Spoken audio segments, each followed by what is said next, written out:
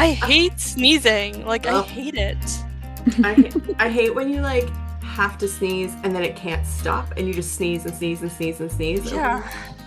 And you get that twitch in your nose. It's like, oh, These are get the out of there. hard-hitting. It's the hard-hitting conversations people are coming here for. Welcome to the second episode of 49 Clicks. I am here with my friends Marta. Say hello, Marta. Hello, everyone. And hello, Bailey. Hello, everyone. And we are going to talk about everything that's happened in the news with a Canadian lens this week and just have a really good chat amongst friends and try to process everything that's going on. That's what we do here on the show. I guess we're calling it now. The show feels so The official. Guys. show.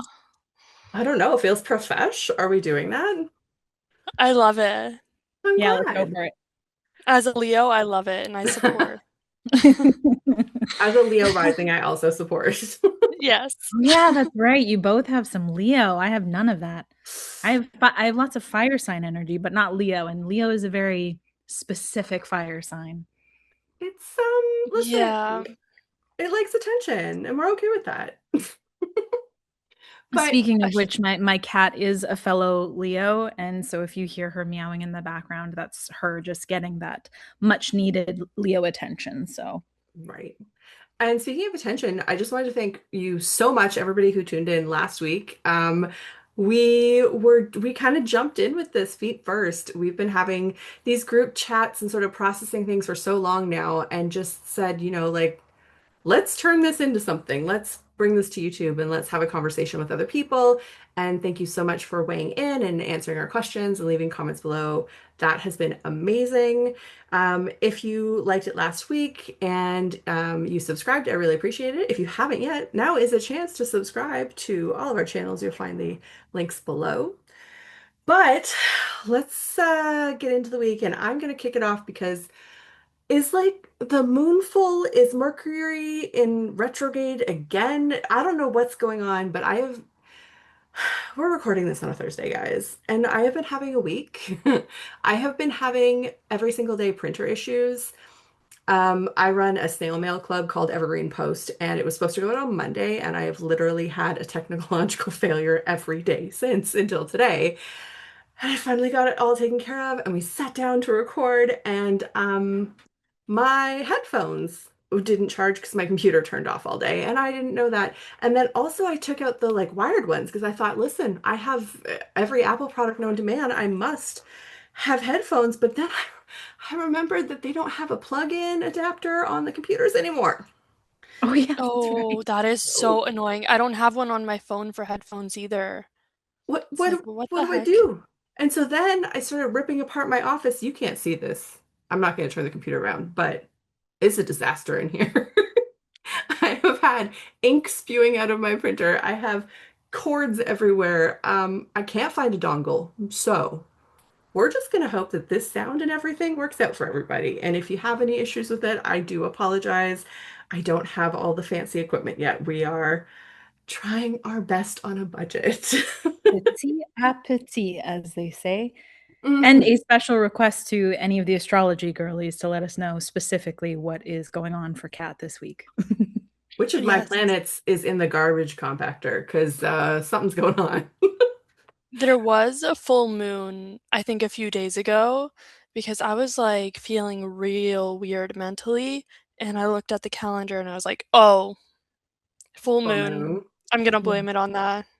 You know, I know that it sounds like a superstition, but I used to work at TELUS when I was in my early 20s, and every time we had a full moon, when I worked that call center, the calls that we got, people were not normal on full moon days. You Yeah. always knew. I used to work in healthcare and it was the same. Nobody wanted to work a shift when there was a full moon. No, I think it's real. I don't think it's a superstition because everybody that I have ever talked to who's worked any sort of healthcare like you, Marta, or 911 dispatch, or like even telephone, anybody that I've known who's had to deal with the public on full moons are like, what is happening? Something about Neptune into Aries.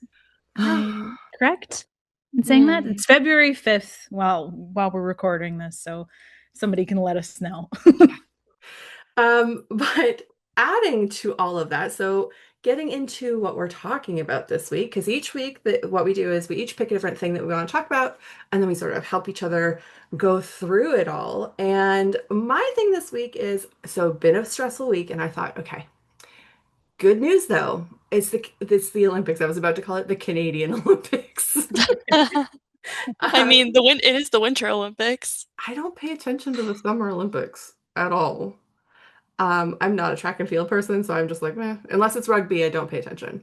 But the Winter Olympics, I find myself suddenly being like, luge, let's do it. I'm a big fan of the skeleton suddenly. So I was like, okay, I'm gonna relax. This has been a stressful week, but don't worry, Winter Olympics is starting. We'll get it on the coverage. And I have, first of all, I looked at all the sort of gear that's coming out because people on TikTok were doing these reviews of like every country's gear. And I was like, okay. And we know that Canada used to have Roots as the sponsor. And I have like, I have a nice scarf from like the Salt Lake City Olympics. And a lot of people got them. I think the mittens, those were still Roots when it was in 2010 in Yes. Vancouver, right? No, I think that was the Bay. I think the mittens were the Bay, maybe. Like it was Roots and then it was the Bay, and now it has gone to Lululemon. No, it was Roots. The good ones were Are they Roots. all Roots?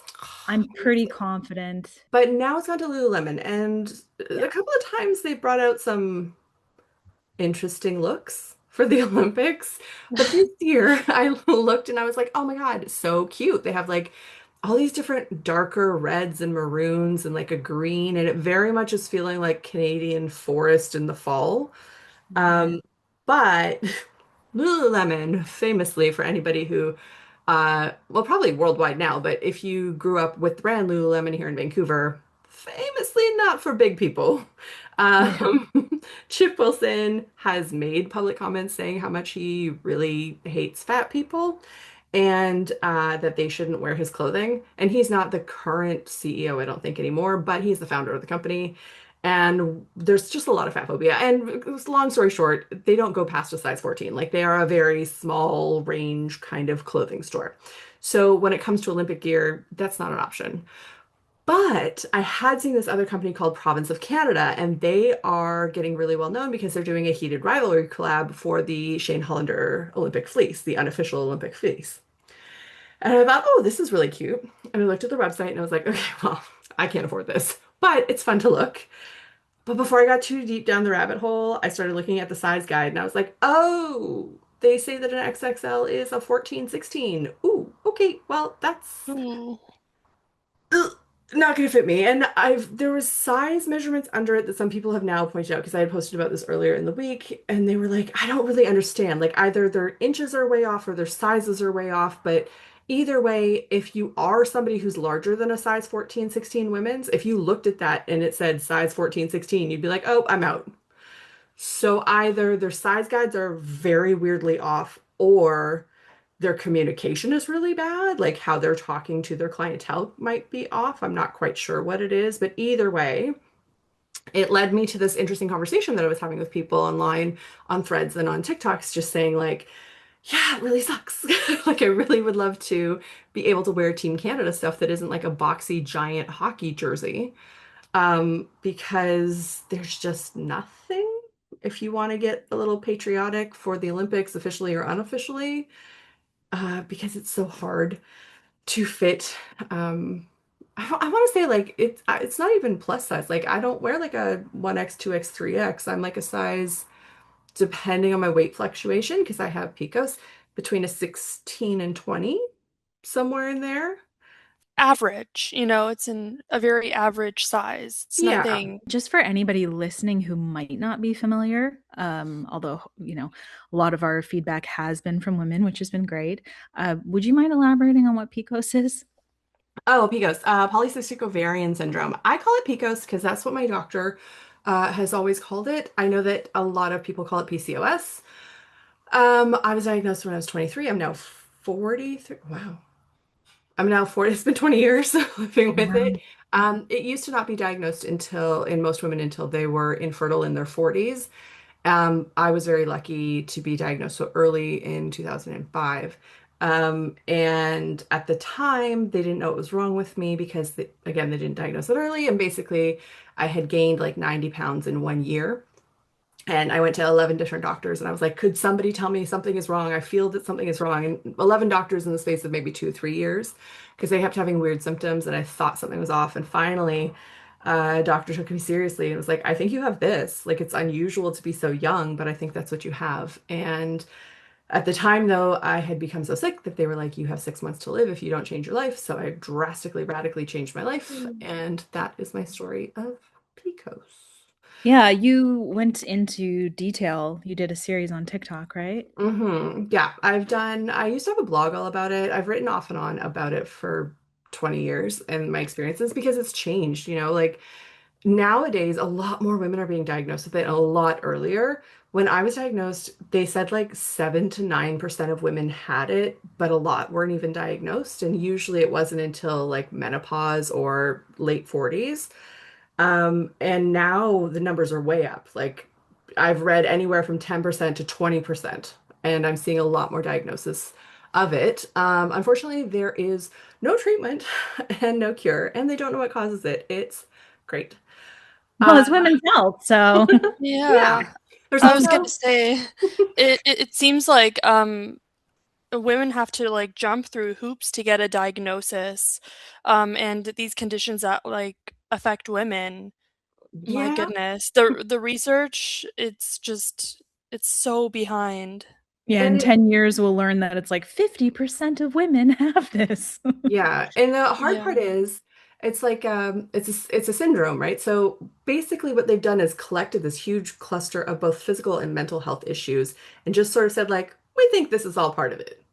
But it's like all kinds of things. There's a couple of key signs, like physical indicators, so like rapid weight gain that you can't lose, hirsutism, so like either hair growth, also hair loss, certain different like skin tags and other stuff on your body. It could be pre-diabetic, but also anxiety, depression, all kinds of other issues, like mental health issues that go along with it. And they basically are like, this is a huge cloud of symptoms. Do you have 3 to 5 of them? We think you have PCOS. So, um, it's a weird thing that so many people have, but they're just like not spending any time or money on it. And the long time thing from doctors has been, oh, to fix this, you need to lose weight because generally they only focus on the insulin resistance piece of it for most people. I've known people who are very thin presenting, like they look like thin people, almost underweight, who also have polycystic ovarian syndrome and often get misdiagnosed for that reason because they aren't physically presenting the way that doctors think that they would. But their ovaries are filled with all kinds of cysts, and that creates often a loss of your needing to have surgery and taking your ovaries. But for the majority of people who present in larger bodies, you go to the doctor, you say, I think something's wrong, and they say, great, lose weight. But just FYI, you have this condition that makes it impossible for you to lose weight. And you're like, cool, cool, cool. So then what? And they're like, nothing. You should lose weight. And you're like, okay. Didn't you just say though, correct me if I'm wrong, you need to lose weight, but you can't lose weight? And they're like, yes. And that has been 20 years of my life, essentially. Um, Yay. Yay. And w with like Ozempic and stuff now with GLP-1s, a lot of people have taken to that. I personally am not interested in it. I've done a longer series on this.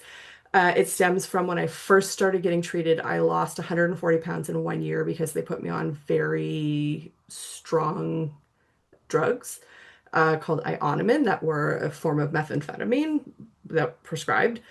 And I had really severe interactions afterwards. And so for me, watching the Ozempic craze has kind of been like going through what we did with like phentermine and fen and ionomin, like the things that I was on back in the day.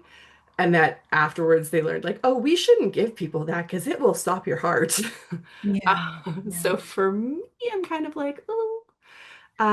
Personally, I've never felt healthier or happier than I have been in the last 5 years, long COVID not included. Um, so I found a really good balance. I just live in a bigger body. Yeah, I think it's so important to share that though, because especially when we're talking about clothing, we can't help but, I mean, in our society, we have paired so much like the way a person presents size wise with like morality. Yeah. And that Definitely. obviously plays into clothing, fashion, our attitudes socially.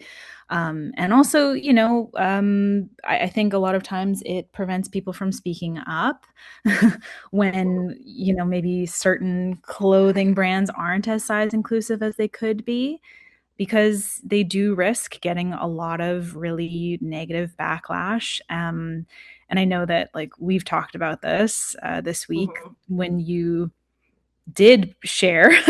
how Mhm. how was the feedback to that?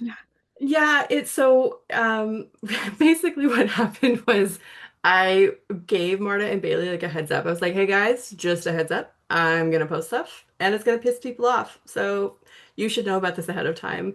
And not that I feel that they are like need to approve of what I'm doing. That's not how we work as friends. Just that I didn't want blowback to come back on them, and they were like, "Why? We love body positivity. That's great."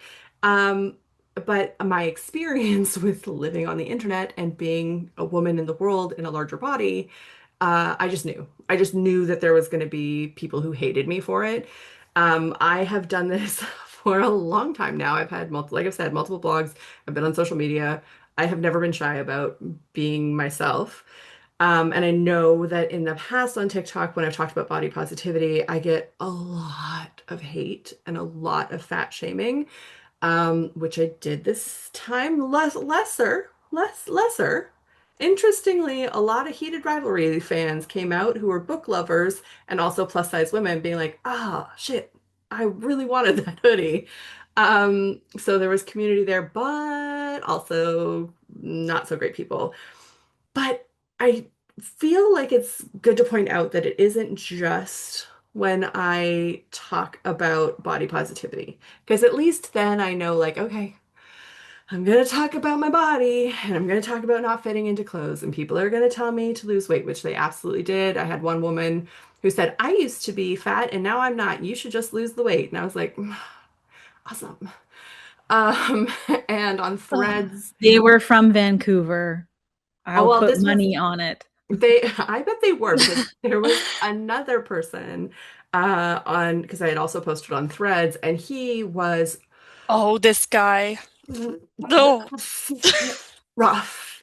It was very much like I'll see if I can post these up here, but it was like you need to take personal accountability, and my wife fits these just fine because we're normal people. And um I was like, at first I was like, maybe put your wife on the phone, let me talk to her. And he was like, actually, she's worse. She hates fat people, and just kept Dude was doubling. like making his wife sound like the Oh, worst person on the planet. yeah. Yeah. It was so bad that when I was reading his comments, I was like, is this a bot? And then I realized, no, I just haven't ever experienced this type of hate. But Yeah. unfortunately, like so many people have, and it's absolutely ridiculous and Well, And infuriating. Vancouver can be like a Hollywood North vibe sometimes. And he was from Vancouver. His wife was from Vancouver. I looked at his Instagram account and it was like attached to fitness stuff. And they're both fitness influencer type people. And I was like, okay, I am so used to that in the Lower Mainland, but Vancouver specifically is just not meant for people in larger bodies. I've seen this through friends. I've seen a friend of mine, we took a group photo and she just sort of like looked at it with her hands to see if she could crop me out of it, what it would look like. I've had on dating apps, oh my God, in Vancouver is basically just like no fatties allowed. Like it's Oh really my god. extreme. But yeah, that guy was a treat this week. But while I expect it when it's me talking about my body, unfortunately, I'm just like I'm used to it. It the reason I'm bringing it up today is because we were talking about this earlier, the three of us, and Bailey was like, "You do get a lot of hate online," and I do be getting the haters a lot. And earlier in the month, I even posted, I think it was this month, maybe last month, where I was posting about the different metrics of being able to show like how many hate comments that I was getting specifically around politics. But what people might not realize, and this month I have been showing a lot more of those hate comments on TikTok stories just to let people have like an inside look in my filtered comments. It's not just about political stuff, it is often also just hating me for being fat. So I thought I would share some of the comments I got. Just these were directed at my body and for being in a bigger body. Only on political posts. So these are not on ones that were me talking about body positivity or clothing or dating or anything else. This was literally just me posting like Trump today did blah blah blah blah blah. And these are the kind of comments that I got. Are you guys mentally prepared? I will try to hold back my fire sign rage. Okay, Same. okay, great. Yes. I have my iPad. I will read some of them. Okay, this one says, well, this one's actually a little bit more political, but it says, paid influencers like yourself are maggots on a dead pig. Take your fucking check and get a real job. So that was nice. They Um, don't know you're Canadian and get paid zilch. yeah, that was very much like that was the 3rd of January. Just waking up in the morning, that was the first thing I saw. That was lovely. I also hate when people call me an influencer. Yeah, I feel like I'm not an influencer. I post my thoughts and then, just being myself online. Yeah, I mean, I agree with that. I'm not trying to influence people. I'm just sort of being myself and sharing things.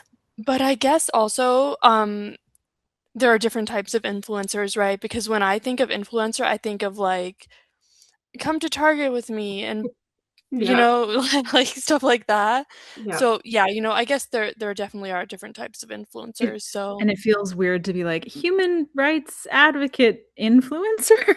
Yeah. yeah, yeah, it sounds weird. Yeah. It's not exactly the same as like do an eyeliner haul with me. Yeah, Like an eyeliner haul. yeah, I like was just gonna say, Kat just goes and gets a cart full of eyeliner only. yeah, Let just me show eyeliner. you let me show you my collection of 100 reusable water bottles. Oh my God. If I didn't have you guys to laugh with about this stuff, here are some of the other ones I got.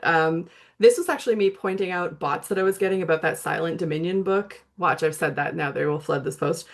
Um, people said, was the book Weight Watchers they're suggesting for you to read? Um, Whoa. mhm. Wow, a fat, uneducated white woman. How not surprising. That was also me talking about like different bots and trends that I was noticing online. This one was just me saying like Americans are getting mad when Canadians aren't helping, like the rhetoric, like the talking points we've been talking about. This guy said there's definitely something huge in the video. So they're very clever, also, I should point out. Super These people are so unoriginal. It's like, bunch of Canadian haters, people saying that we don't have a military. Oh, this one's nice. Ozempic is not the same as Olympics, but you already know that.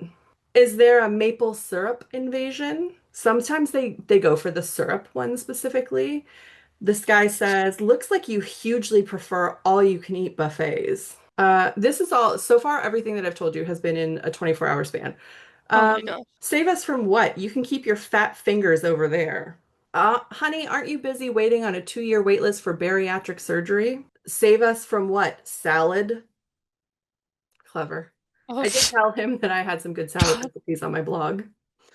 No, it's painful to listen to these. But also, gosh, waking up to this like every day must just be draining. Weirdly, I'm used to it, which I guess is sad. Oh, this guy just said GLP-1, ma'am. This one, a little dagger to the heart.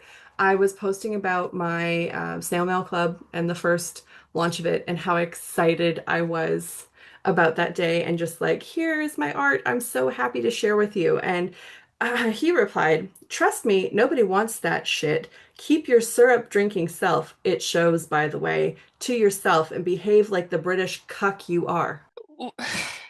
Uh, And on such a like non-controversial post, just you sharing something that you've created that you're proud of, and somebody has to come in and just absolutely ruin the vibe. Yeah.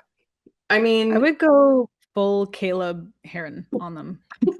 Oh Are you yeah. guys familiar? Yes, yes, yes. mhm. I want to say it, but I want to say that one quote from him, but I'm not going to because Yeah, yeah, exactly. it's Anyone gonna. listening, please look up this this comedian. I'm sure you're familiar with him if you're listening to us, just because he is incredibly famous by comparison. He's a true influencer, comedy influencer.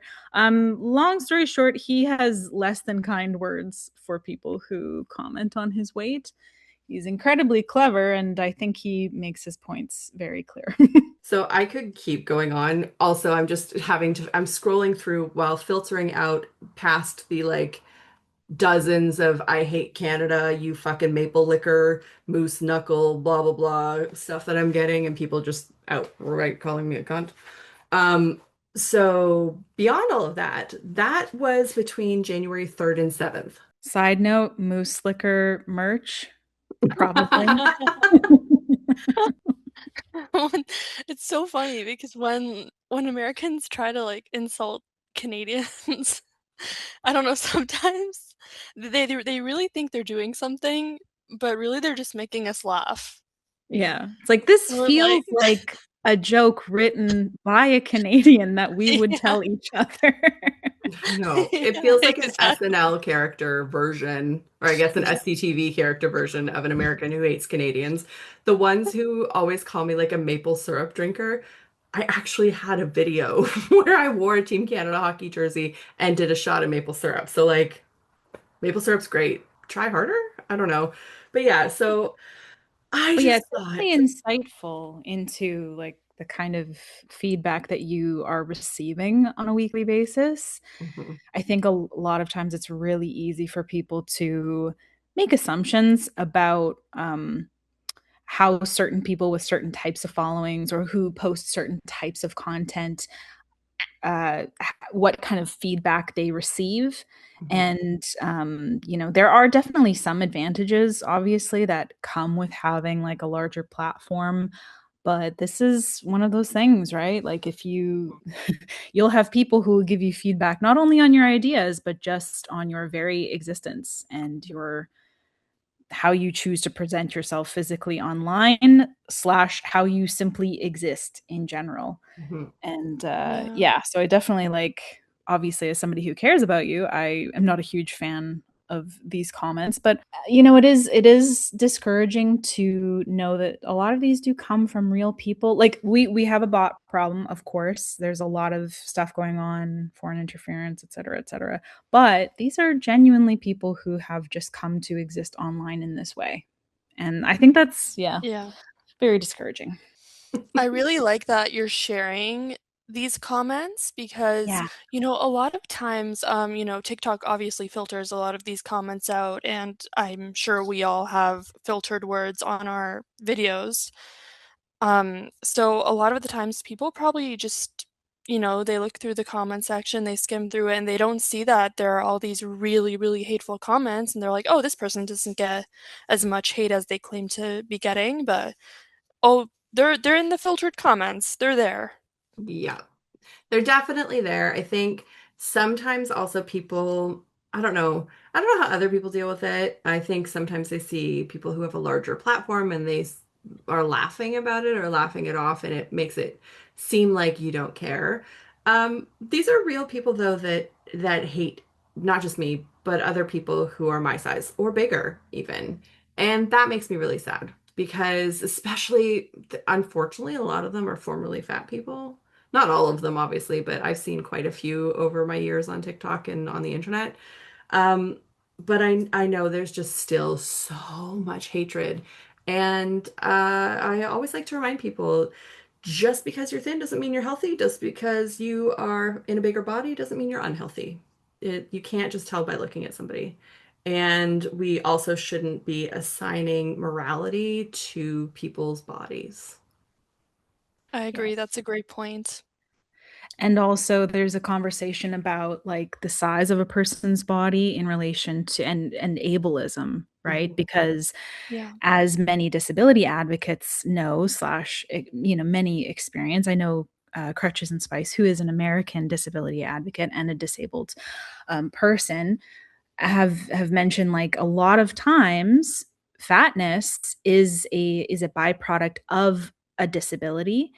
And there are many conditions where that's simply a symptom, and it's not anything that needs to be or can be even many times changed. It's just part of it. And I think as we work through a lot of our internalized fat shaming from just existing in the society, it also kind of goes hand in hand with deconstructing a lot of the ableism that we've also internalized too. Yeah. All those conversations about like airplane seats and people in Yeah. larger bodies and stuff like that. It is very much like the same conversation, whether or not we realize it is.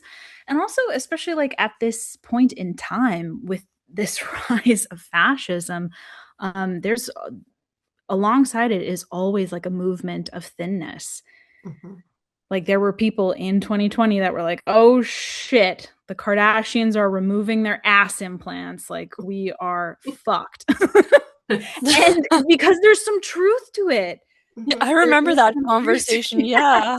It's funny, we laugh, but it It's is it true. is there are just a lot of these trends that we see so cyclically over, like, well, as long as humans have been making note of history and how things go, Mhm. we notice these trends. And I think it's definitely no surprise that along with a lot more body positivity that was coming out with like um after 2020.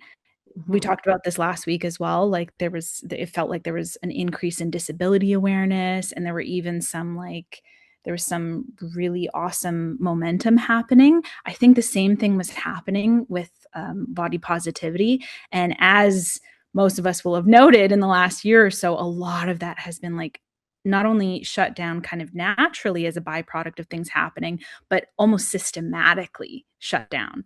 So that's all Yeah. to say, I think it's like especially important for people to be talking about things like size inclusivity. And on that note, if that brand wants to make a sweater that'll fit, Kat has a Listen, P.O. box. I do. I will put the address up here.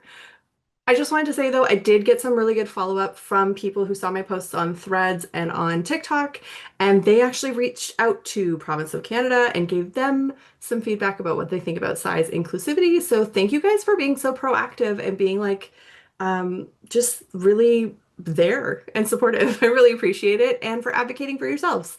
I think that's really awesome. But yeah, that has been my week. Bailey, what is on your mind? What are you going through? What do you want to talk about?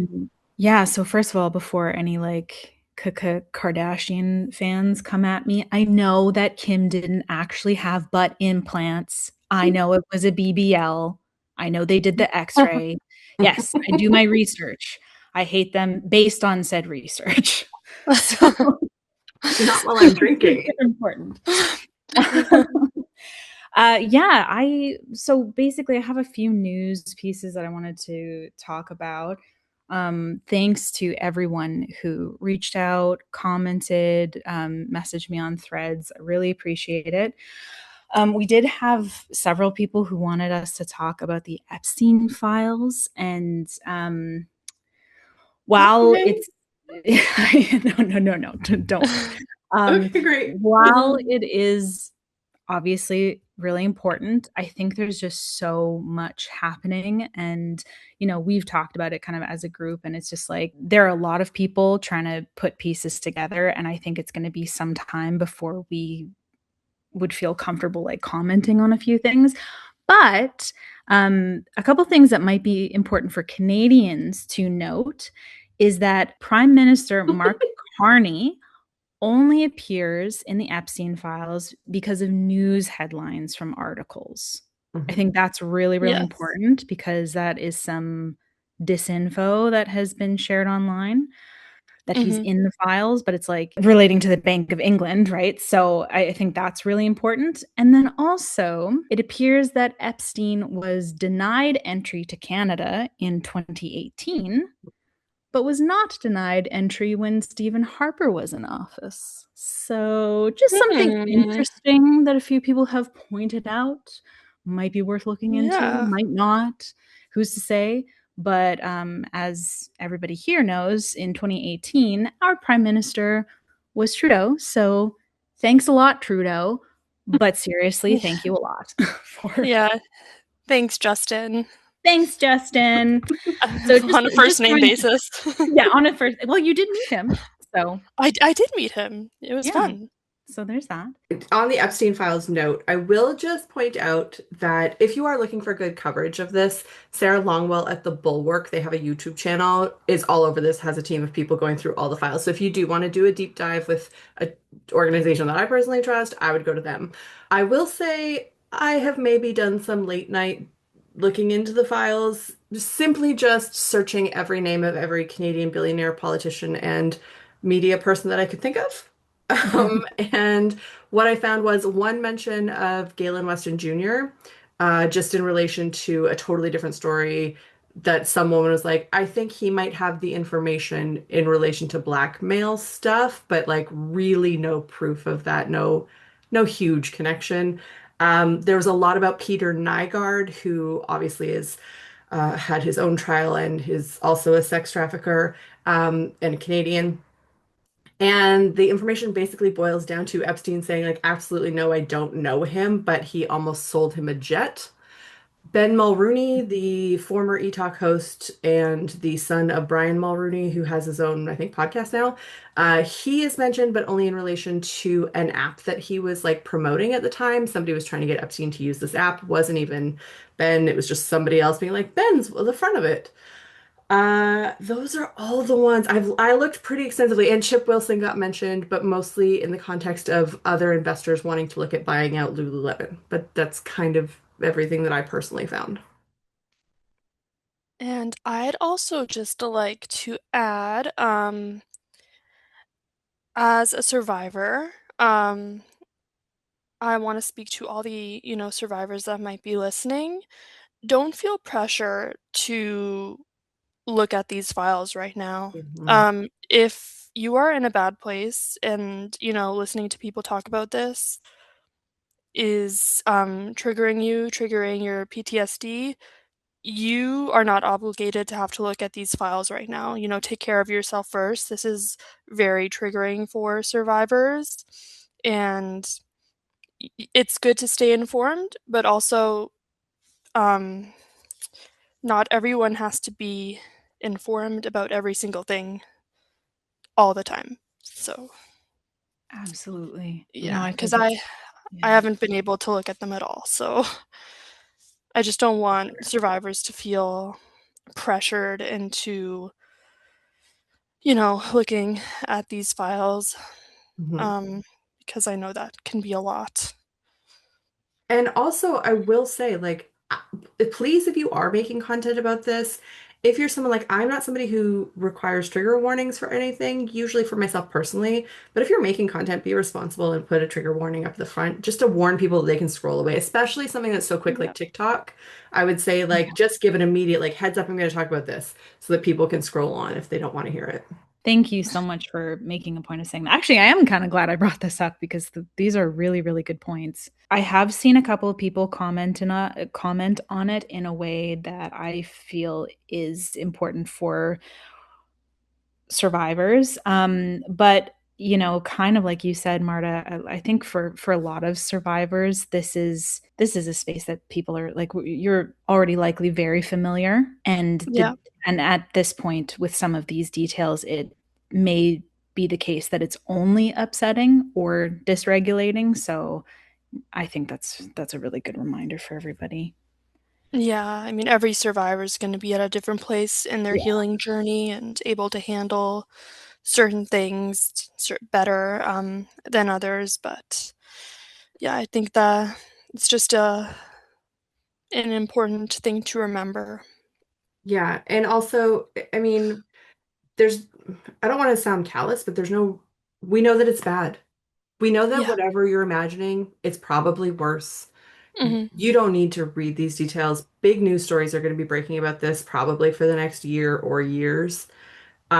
So don't feel that you need to read them. And then on some, like as somebody who has poked around in there, there's a lot of information that's just like crap. Like it's just wading through like tons and tons Hmm. of links to newsletters and other stuff and random text messages that show up like 14 times in different decoding formats. Like it's just a lot of stuff that is it's like an overwhelming stuff of like you're sifting through a lot of slog of nonsense and then you will be just completely hit with something really egregious and Yeah. like heinous. So it's like a very strange rhythm to go through. I'm not, I think they're very important. I think it's very important that journalists and researchers and people and the Justice Department, hopefully, is reading through these. And I know around the world, there's been charges already brought forward in multiple countries and investigations that are open. And I think that is great. But that does not mean the general public is equipped to be handling that level of information. They should have access to it, but like, Hmm. don't feel pressure to take that on yourself because it is a lot, even if you do not have experience with any sort of things that would trigger that. And if you do, like, please just take care of your own mental health. Yeah, I like what you said, Marta. It's kind of like just to help kind of counteract some of the shame that might come with not wanting to look. Like, there's nothing wrong with not wanting to look. It doesn't make you like less informed or less. Some people might even worry that it means like they don't care as much or something. Yeah. But Or like that's you're that's being not the ignorant or something. yeah. And that's definitely not the case. Like it's totally fine. You have all of our support for sure if you have a really hard time going through that, and you definitely don't have to. So yes, so I actually wanted to follow up on something. Last episode I mentioned that the chief justices in Alberta issued an extremely rare statement in response to Danielle Smith saying on a radio show that she wished she could direct the courts. Ugh. Mhm. Since then, Danielle Smith has gone a step further. So she wrote a letter to the prime minister Oh my God. demanding that she get a stronger say in the appointment of Alberta's Superior Court judges and basically threatened to withhold funding for those courts for the judges unless she does. And in response to that escalation, the Canadian Bar Association has now spoken up to express grave concern about Danielle's proposal and to, quote, reaffirm that any approach to judicial appointments must respect fundamental principles, the nonpartisan nature of the appointment process, transparency in selection criteria and mechanisms, and the preservation of judicial independence. And they also said that, quote, threatening to withhold this funding is not only unconstitutional, but also undermines the administrative autonomy of the courts, obviously. Not just them, though. So, not just the Canadian Bar Association. There's also a group of Alberta lawyers that wrote in as well. So, like, just in general, everybody in the court system is like, excuse me, kindly, what the fuck? And that's because this is just a blatant attempt to take control or take greater control of the justice system, specifically for Danielle Smith's UCP government to take greater control of the justice system, which, we haven't really gone into detail here, but like that is supposed to be an independent process for a reason. Now, thankfully, our federal justice minister, Sean Fraser, has said that he has confidence in the current independent appointment process. So she got a very kind a fuck you back. But this As is she should. as she should, yeah. But this is really important for Canadians to keep an eye on. If you at this time do not have an understanding of how our justice system works, our judicial branch of government, all three branches of government, to be quite frank, works, then now is the time to brush up on that, right? Like, make sure that you have at least like a foundational understanding, and then, you know, an awareness of all the stuff that you don't know. That's very key. But, you know, a lot of this stuff happens in the shadow of ignorance. And so, you know, now's a good time to just like do a peruse, do some, I mean, I have a YouTube video that just kind of is a cute little stick figure primer on the judicial branch. I think I mentioned that last week as well. But it's really important. Education is a pillar of democracy. It's one that we all need to do our part to help strengthen. So, you know, again, this is another call for people who have an understanding of things, how things work, to come out and, you know, participate in online education. I think that's really, really important, but also to, you know, help stick up or stand up to the powers that are trying to dismantle education in this country. So, and that's at every level, right? Locally, it's your access to libraries. Provincially, it's actual education itself. So just really, really important to get involved and not let this stuff kind of like fly under the radar. And a gentle reminder to everyone that even if you aren't in Alberta, this what's happening in Alberta is really important for everyone to be aware of and to get involved in fighting back against. So, Operation Total Recall is on multiple social media platforms, and I highly recommend everyone go and follow their accounts, because at the very least, one thing that Canadians outside of Alberta can do is we can amplify the voices of the people who are trying to take down the UCP government. And by take down, I mean by legal, very democratic means, right? We're Yes. working with the system that currently exists, and it is a lawful recall. Also, feel free to call out collaborationism wherever you see it. I'm so glad that different actual legal organizations came out and Minister Sean Fraser, to say, like, basically, what the fuck, Danielle? Because I feel like I'm just thinking that myself and I'm not a lawyer. So, like, I'm glad that actual legal minds are behind this. Um, yeah, for me, I've been talking Bailey and Marta's ear off about collaborationism for a while now and things like Fishy France and stuff, but like it's becoming so clear, like what Danielle Smith is doing. Why would Danielle Smith think that she gets to have power over like that's it makes me a little mad. Also seeing MP Jamil Javani go down to Washington and just like appoint himself, I'm going to talk to the president. When even our prime minister, Mark Carney, had to come out and basically say, like, he's not a minister of trade. And the last I checked, he's not the prime minister of Canada. Basically, like, what are you doing? And he hasn't even been on the job for 2 years. These actors that we're seeing come out, when Bailey talks about, like, Alberta affects all of us. I will admit, I am definitely one of the people who is like, "Ugh, I mean, I drove through it once in 1989 and I've never been back. I don't really think about Alberta unless they're doing something. And usually they're doing something that's making me mad. And I think that's unfortunately a lot of the attitudes in our country sometimes. Um, but everything that they're doing now is more than just annoying me about their environmental position. It's now getting to a point where I'm like, guys, are you selling us out to another country? Because Yes. Yeah. it feels that It's way. it's scary now. I Hmm. Yeah. mean, it has It's been for Albertans, it's been scary for a long time, I'm sure.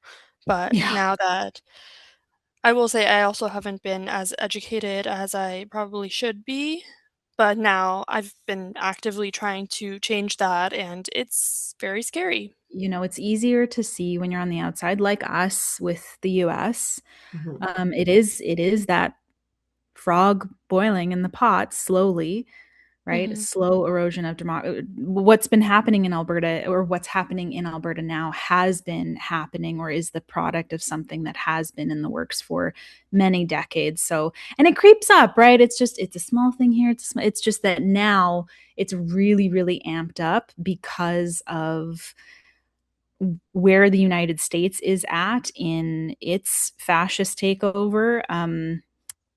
It's kind of in some ways pushed it, and potentially, hopefully, a little too hard and fast in Canada. So hopefully, more Canadians and especially Albertans are able to draw those parallels a little more clearly than maybe the American powers behind this had anticipated.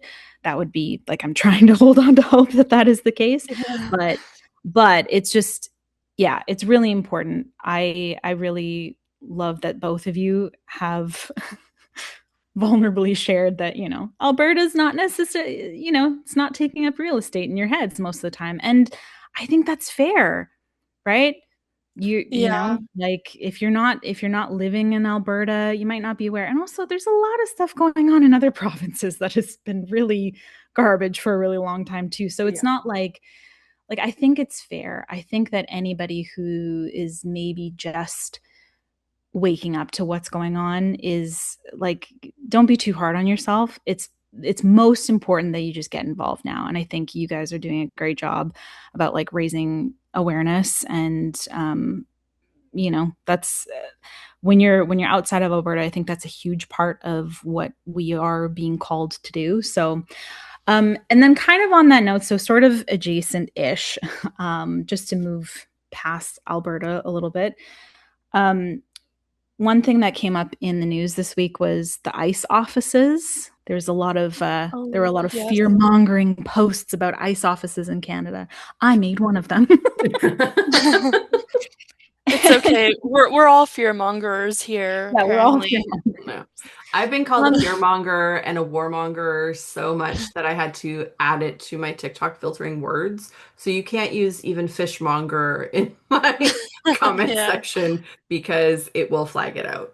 but yeah, I do want to highlight just with some nuance. So these five offices, these ICE offices, quote unquote, they are, just to be clear, they are Homeland Security investigations offices, and they aren't currently carrying out like operations like what we're seeing in Minneapolis. That's true. It's not like these offices are, as far as we understand and trust, full of, like armed officers that are ready to start taking down Canadian citizens. But I think Yeah. what's really important to look at is to recognize that a lot of us, especially since 9/11, have not necessarily been fully aware of like the slow encroachment of, American immigration, quote unquote, immigration services in other countries.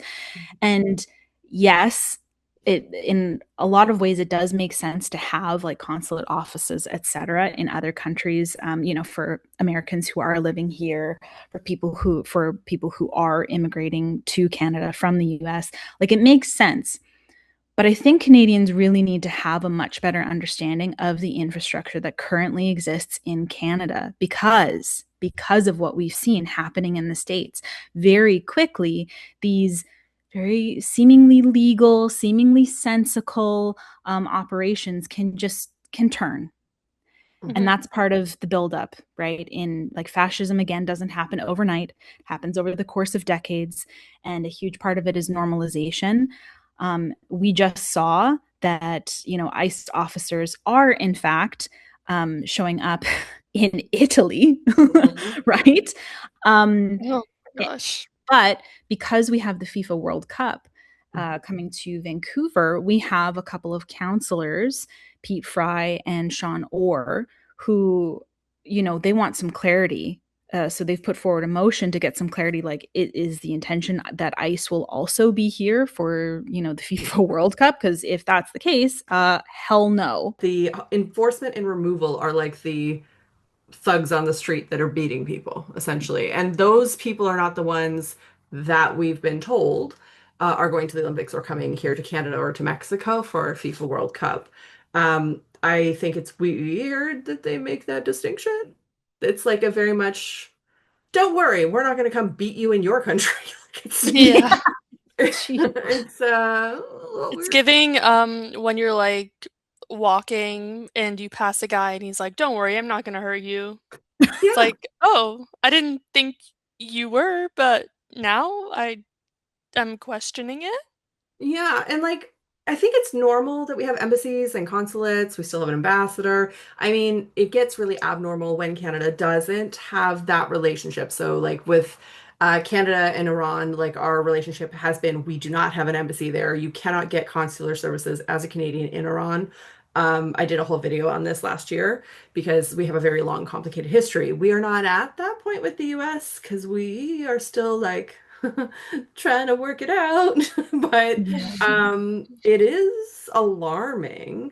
It does give Canadians a place to go and protest if you wanted to, and you can do that peacefully or with signage. However, I do know, did you guys catch the story this week about Denmark? What happened when they protested at the US Embassy in Denmark? No.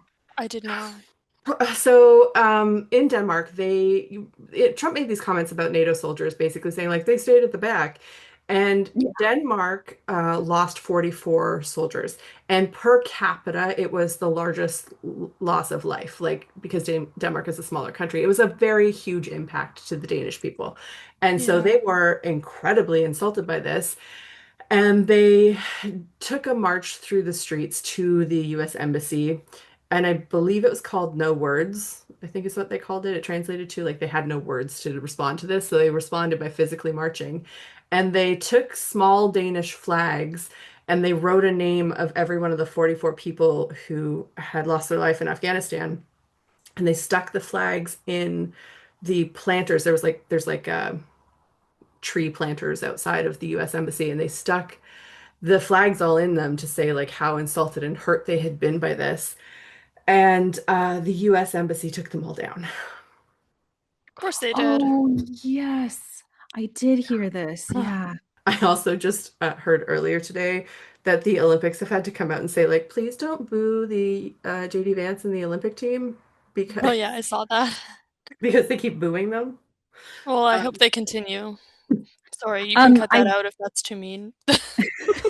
no, never. I do want to say though, Kat, one thing that I think is important to note is like for me personally, when it comes to expressing how we feel about the United States and specifically boycotting or expressing displeasure, the number one most important thing is American corporations. That, you know, requires a mentality of like, kill them dead at this point. I'm not talking about Mhm. people, right? We're talking about the the, the ring, like the source of all the power of all of the evil behind this The administration, the Seven right? Rings. the Yeah, one You because ring know, to rule them all. it um, is it is that is going to be ultimately at the end of the day the most effective means of protest in the fight against this administration. And what it's doing is it's yeah. corporations running this.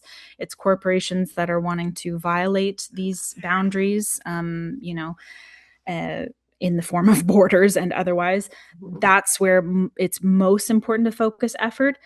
I would say also that embassies and are a better place for protests, like physical place. I'm a bit of a shit disturber, so I'm kind of like of the mind that we should be in the streets for like most things most of the time these days. But I think that when it comes to, especially in quote unquote, again, ICE in Canada, this is a point where we should all be writing to our representatives and letting them know like I'm extremely concerned about how Yeah. over time there's so much American presence in so many ways, and through media, through energy corporate powers, and also given what's happening and how quickly things have taken a turn, seemingly quickly. I am also concerned about some of these offices and some of certain types of agents existing within Canadian borders. I think that's fair. I think it's really important to communicate with your representatives about that. I don't know that it's necessarily at the point of protest. I think, if you're somebody with like limited spoons like me, I think, I love that people were protesting outside of Hootsuite headquarters, because that gets a lot of media attention. It sets a precedent. And it communicates to other corporations that we are not going to stand by and watch Canadian companies support ICE. Mhm. Right. So Yeah. I do Yeah. think that there are places that where, your protest energy is better spent than like these specific 5 offices, but I would write about it for sure. Yeah. So, speaking about immigration, I saw a post on Threads, and by I saw a post, I mean Kat saw a post and forwarded it to me, brought it to my attention.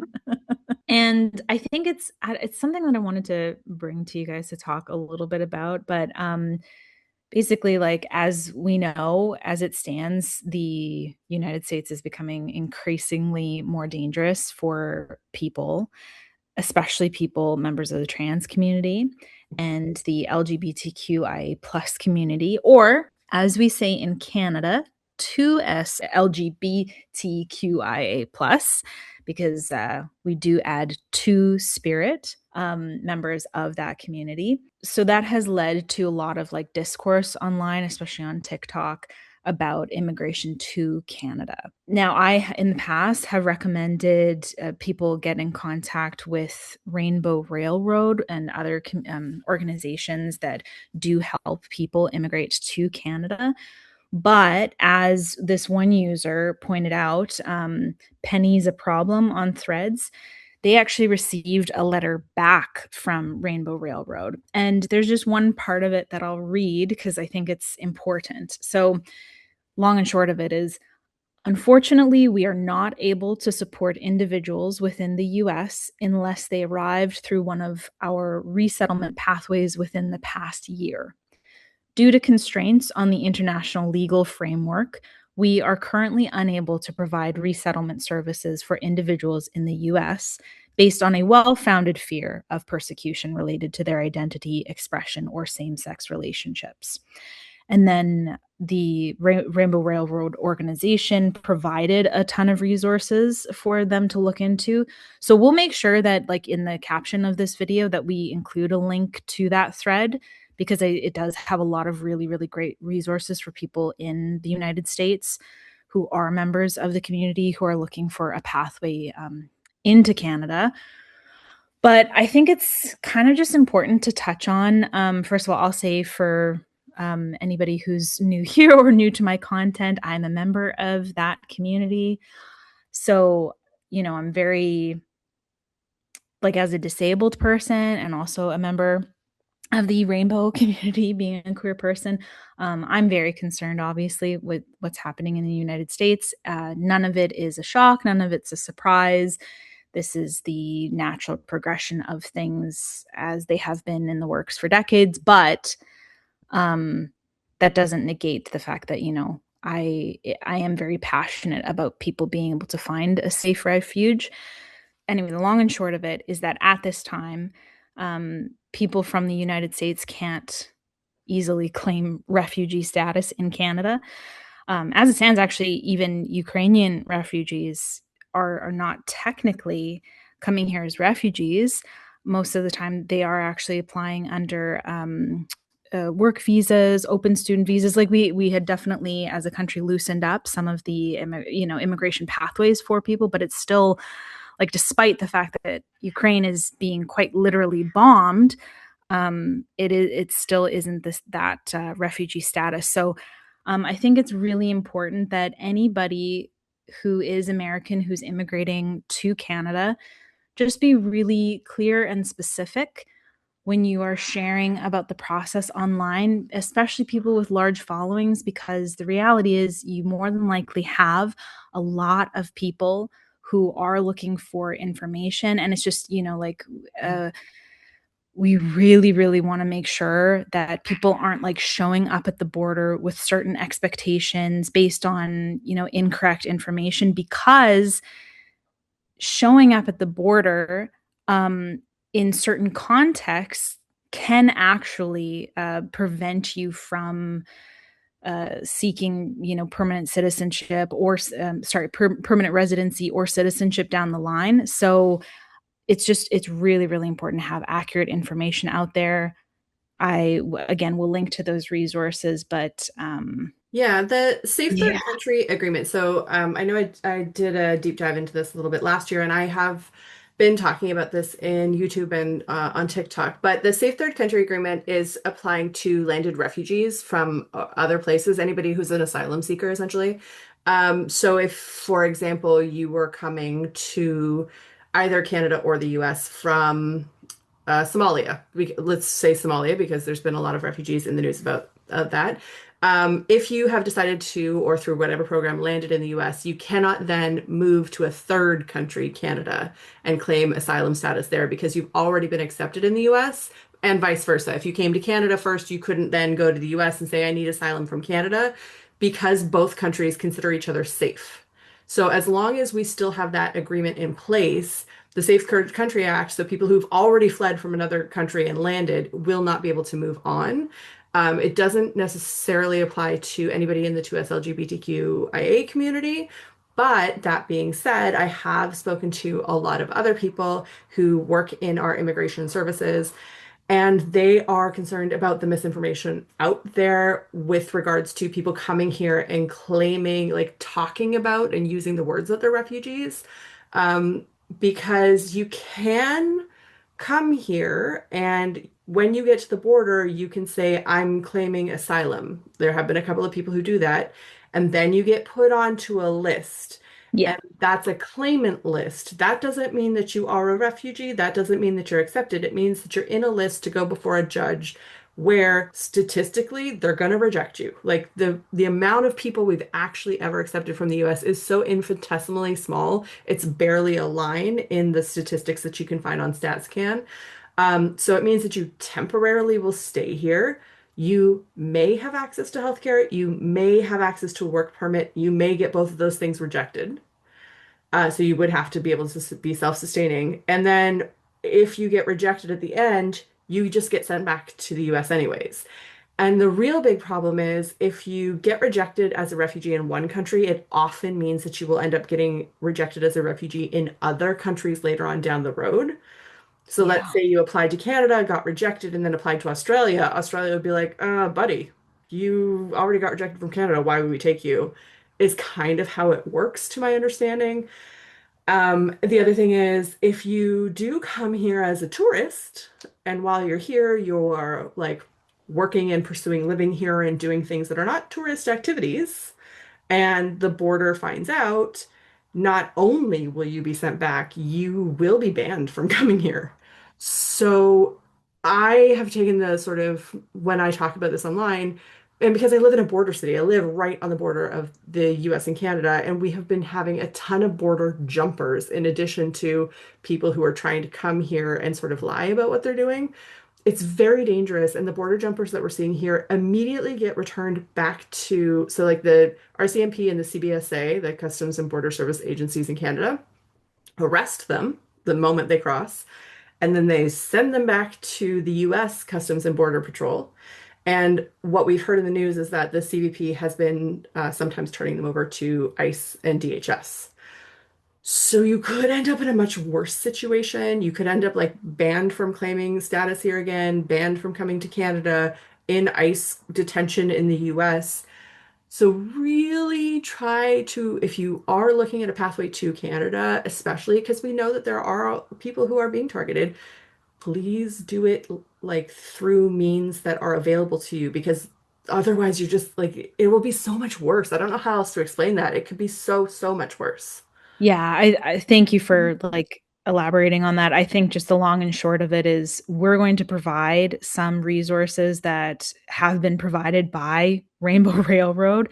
So definitely, if you're an American listening to this, you're part of the queer community. Please, please seek out more information through those services rather than looking to like online influencers who are claiming to have gone down a pathway of immigration into Canada just because we really, really care and we want to make sure that everybody is safe and Hmm. that nobody gets denied or turned away just because of mis or disinformation online. So that's really important. And then also, one thing that I do want to point out is the CBSA, like the Canadian Border Services Agency, does report every year how many individuals have been essentially kicked out because they've been working here illegally. And I think it's important to remember that the United States is, as a citizenship, most often on that list. They're like consistently in the top 5. And I think back in like the last big report that had a news article connected to it was in the early 2010s. So it has been a minute and some things have changed, but they were like it was consistently the United States as like the top quote unquote offender for illegal immigration and illegal working in Canada, right? Mm. Recently there have been some changes. India and China are more consistently higher on the list, and that has a lot to do with some issues that we had with our post-secondary, like we had some scams. Yeah, unfortunately. Yeah. Yeah, which we don't have to get into now, but there yeah, some people were taking advantage of the system, not people immigrating here. They weren't necessarily taking advantage of the system. It was actually institutions here Mhm. that were taking advantage of the system. That's a really important distinction. Yes. Yeah. But just, in case there's anybody who's listening who's maybe like consistently voted conservative in the past, or who maybe was under the impression that most of the people who are working here illegally belong to a certain group, Mhm. whatever group you have an understanding that they are part of, it's actually more likely that it's Americans. I mean, we And all know Bailey's not saying it outright, but I will say in my comment sections, every single time something like this comes up, it is Canadians immediately blaming usually people from India working at Tim Hortons. Like, we all know that those are the racist Oh, yeah. tropes out there, and this is just not true. It's Anytime you post about Tim Hortons online, you know that the comment section is going to be horrifically racist. Hmm. and it's important, like, as part of this conversation, to remember, like, I mean, we don't have to get into like the bigger conversation here, but we are settlers, right? Hmm. I think Yes. that's something that's really important to just keep in mind. I mean, as it stands, I know that a lot of us are committed to the idea, especially since the Second World War, that the borders as they stand, okay, like let's just leave them, let's call it call it a truce. In essence, didn't play out that way, hasn't played out that way. North America is finally learning that it didn't play out that way. But at the end of the day, many of us are just really lucky to have been born on one side of a line. And so, this is also just like I guess a call in general to anybody who's listening, to like, I hope that when we're talking about immigration, we come at it from like a compassionate lens as well, with an understanding that, especially for Canadians right now, well, first of all, what's happening in the States, we're not far behind. So just like calm down. We have a lot of work to do here. But also, like, no land belongs, quote unquote, to no person in the way that we understand it to. And I think that there are some really amazing Indigenous creators that are doing some really good work to help a lot of us like decolonize our mindset around things. And then also at the same time, like we just said, with immigration, you want to make sure that people are informed and have the right tools so that they can do so in a way that doesn't cause them harm down the line. So it's a very nuanced, very difficult conversation. It's not something that, I'll be honest, I normally feel comfortable talking to people about because I just don't know enough. But I'm hoping that us kind of like talking about it a little bit as like 3 white women who were all born here, um, Yeah. we can hopefully maybe start to engage some people in some lines of thinking that otherwise they wouldn't go down, if that makes sense. it's such like a heightened conversation because like we're at war. Yes. Yeah. So That like Definitely. too. it's also a little bit like this for me personally, I will say the thing that I'm kind of sick of is the entitlement of and specifically not like around the world, like just in this moment in the context of our sovereignty being threatened and our Yeah. like threatens of invasion and all that kind of stuff. For me, it's the entitlement of and also the volume of comments that I get from Americans who insult Canada, but then also want to come here because they think it's just like a timeout. Or they can like, well, I'll just go there for a little bit until it's over and it's better, and then I'll go back to America. And we saw this with the draft dodgers in the Vietnam War. They came up here because they were objectioning the war, which totally I understand their pacifism around that subject. But then when Jimmy Carter gave them clemency, they were all like, bye, and went back to America.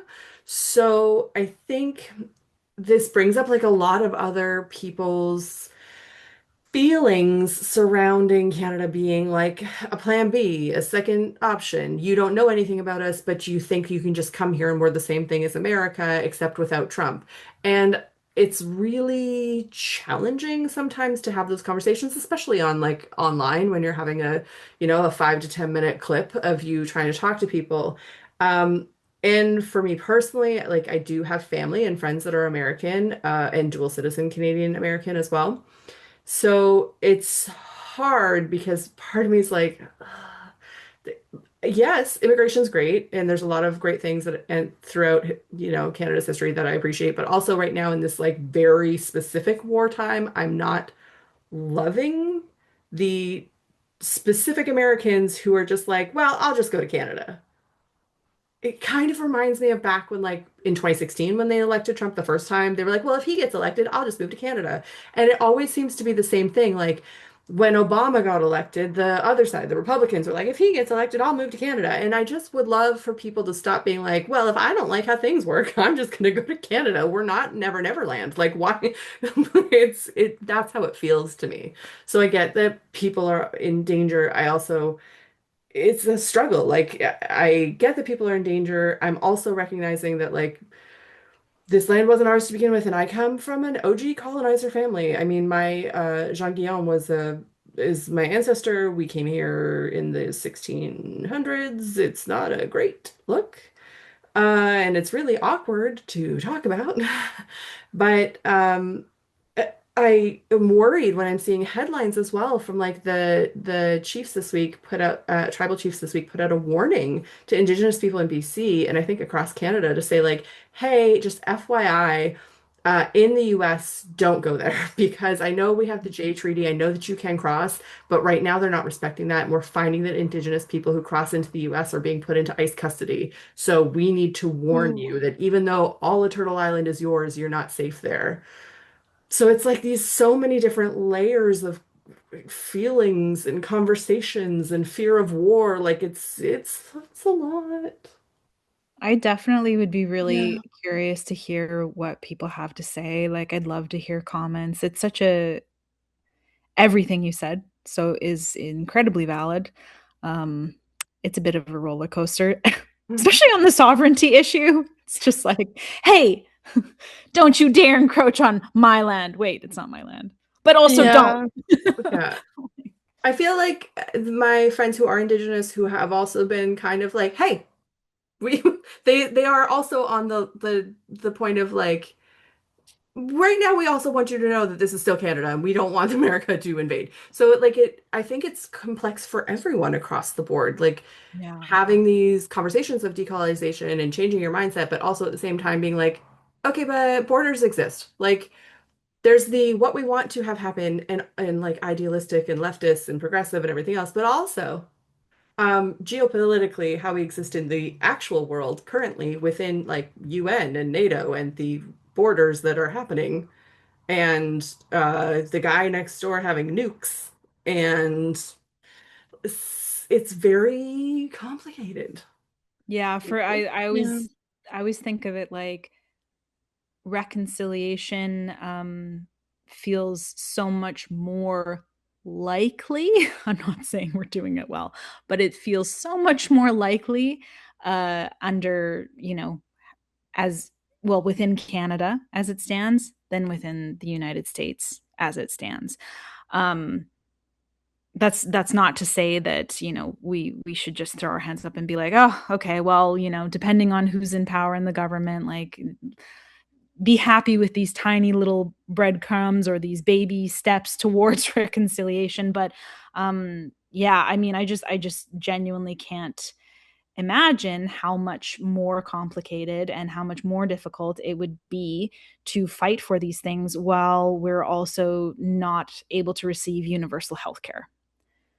And Yeah. that's Oh that's yeah, kind of how I look at it a little bit, definitely. is just like, that for me is when borders come into play. As it stands within these borders, this is, these are some of the shared values, and this is how they are built into the structures that are in place.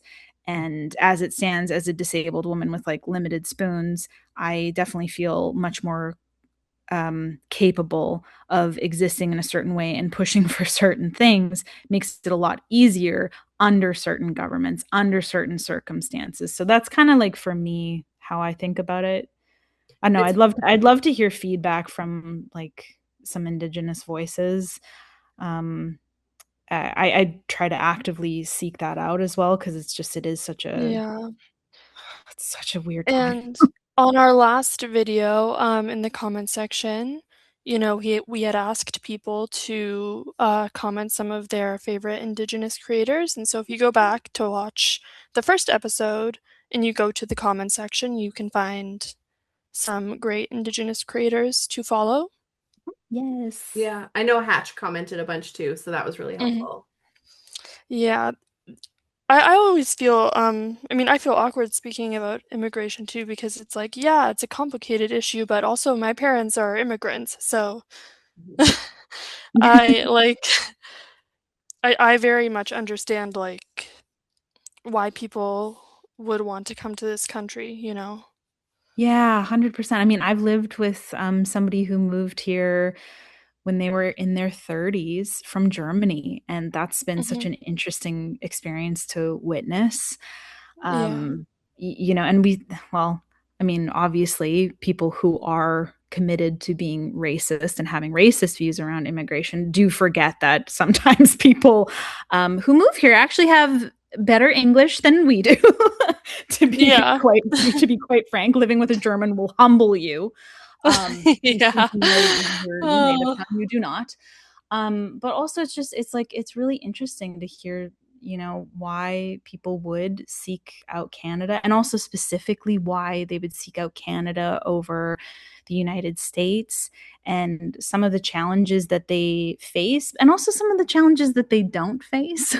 In the yeah, case of the person I'm referring to, they are white, and so, being at the end of the day, still being a white man in this world, immigrant or not, is going to get you a lot further in life. definitely. Mhm. Um, Yeah, I don't know, maybe in a an episode in the future, I can kind of speak about my parents' experience immigrating here yes. because it would be far too much to touch on tonight, but it was a lot. And there were a lot of reasons that they chose Canada instead of the United States because I did have a lot of family that did choose the United States. I'm glad that my parents chose Canada. I really am. Yeah. It's always interesting for me to hear these stories. I've worked with a lot of people who have immigrated. I don't really have anybody in my family. Like, our family has gone back in Canada a pretty long time. There's certain branches of the family tree that kind of have come in. Like, Mhm, technically, my grandmother was from England, but she came here as a baby. But then mhm. there's other branches on both sides of my family that are here from the 1600s in Newfoundland and Quebec. So it's very, I don't know it myself. I know it as being an employer. I've helped people navigate like the work visas and watch them go through like getting their PR and stuff. So I've been observant that way, but in my own family, we don't really have those stories. So I'm always interested to hear how people came here and why they chose Canada, and um, what they came here from. I've worked with, I've known some people who have been refugees, specifically from like Eastern Europe when communism was Yeah. still happening there, and those stories are always very fascinating to me. I mean, my family, is originally from Eastern Europe. But I've also, I've had relationships with people that have been refugees and from various different places, Iraq being one of them. And, hearing their stories, it's very emotional. It can be a lot.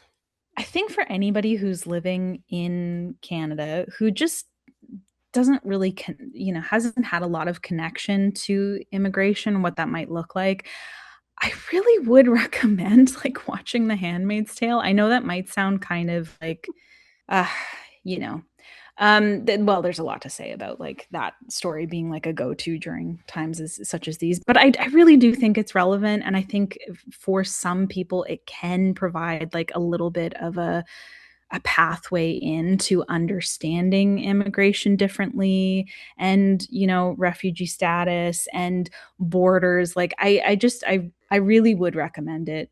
There is something that is very like primal and visceral about, as a white woman, seeing other white women who like look and sound like you experiencing having to go through the process of claiming refugee status, and or becoming a refugee, having to claim asylum from a truly horrific, oppressive government where they are being persecuted simply for being a woman. I don't know. I think it's a really good starting point for some people who just haven't thought about it before.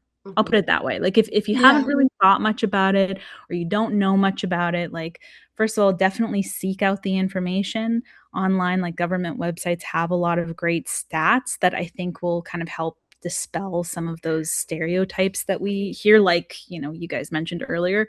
And then also, yeah, a show like Handmaids is a really good, like, it just gets you thinking. Mhm. I will Yeah. say, UNHCR, the United Nations Human Commission of Rights, no, refugees, I'm saying it wrong. UNHCR is a really good resource. It gives you really good stats of where refugees come from around the world. I think 70% is the stat off the top of my head. 7 out of 10 refugees come from 5 countries only. And one of Really? the, yeah, 7 out of 10. And it's,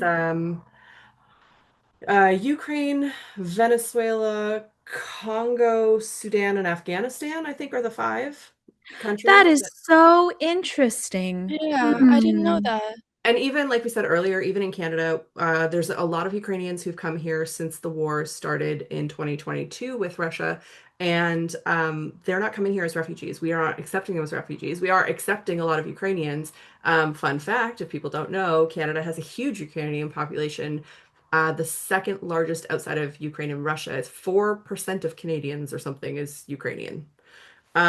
So we have a very large population here, and that's why there's been easier pathways because we already had a really good established relationship with Ukraine. That's why we've been helping so much with what's going on there.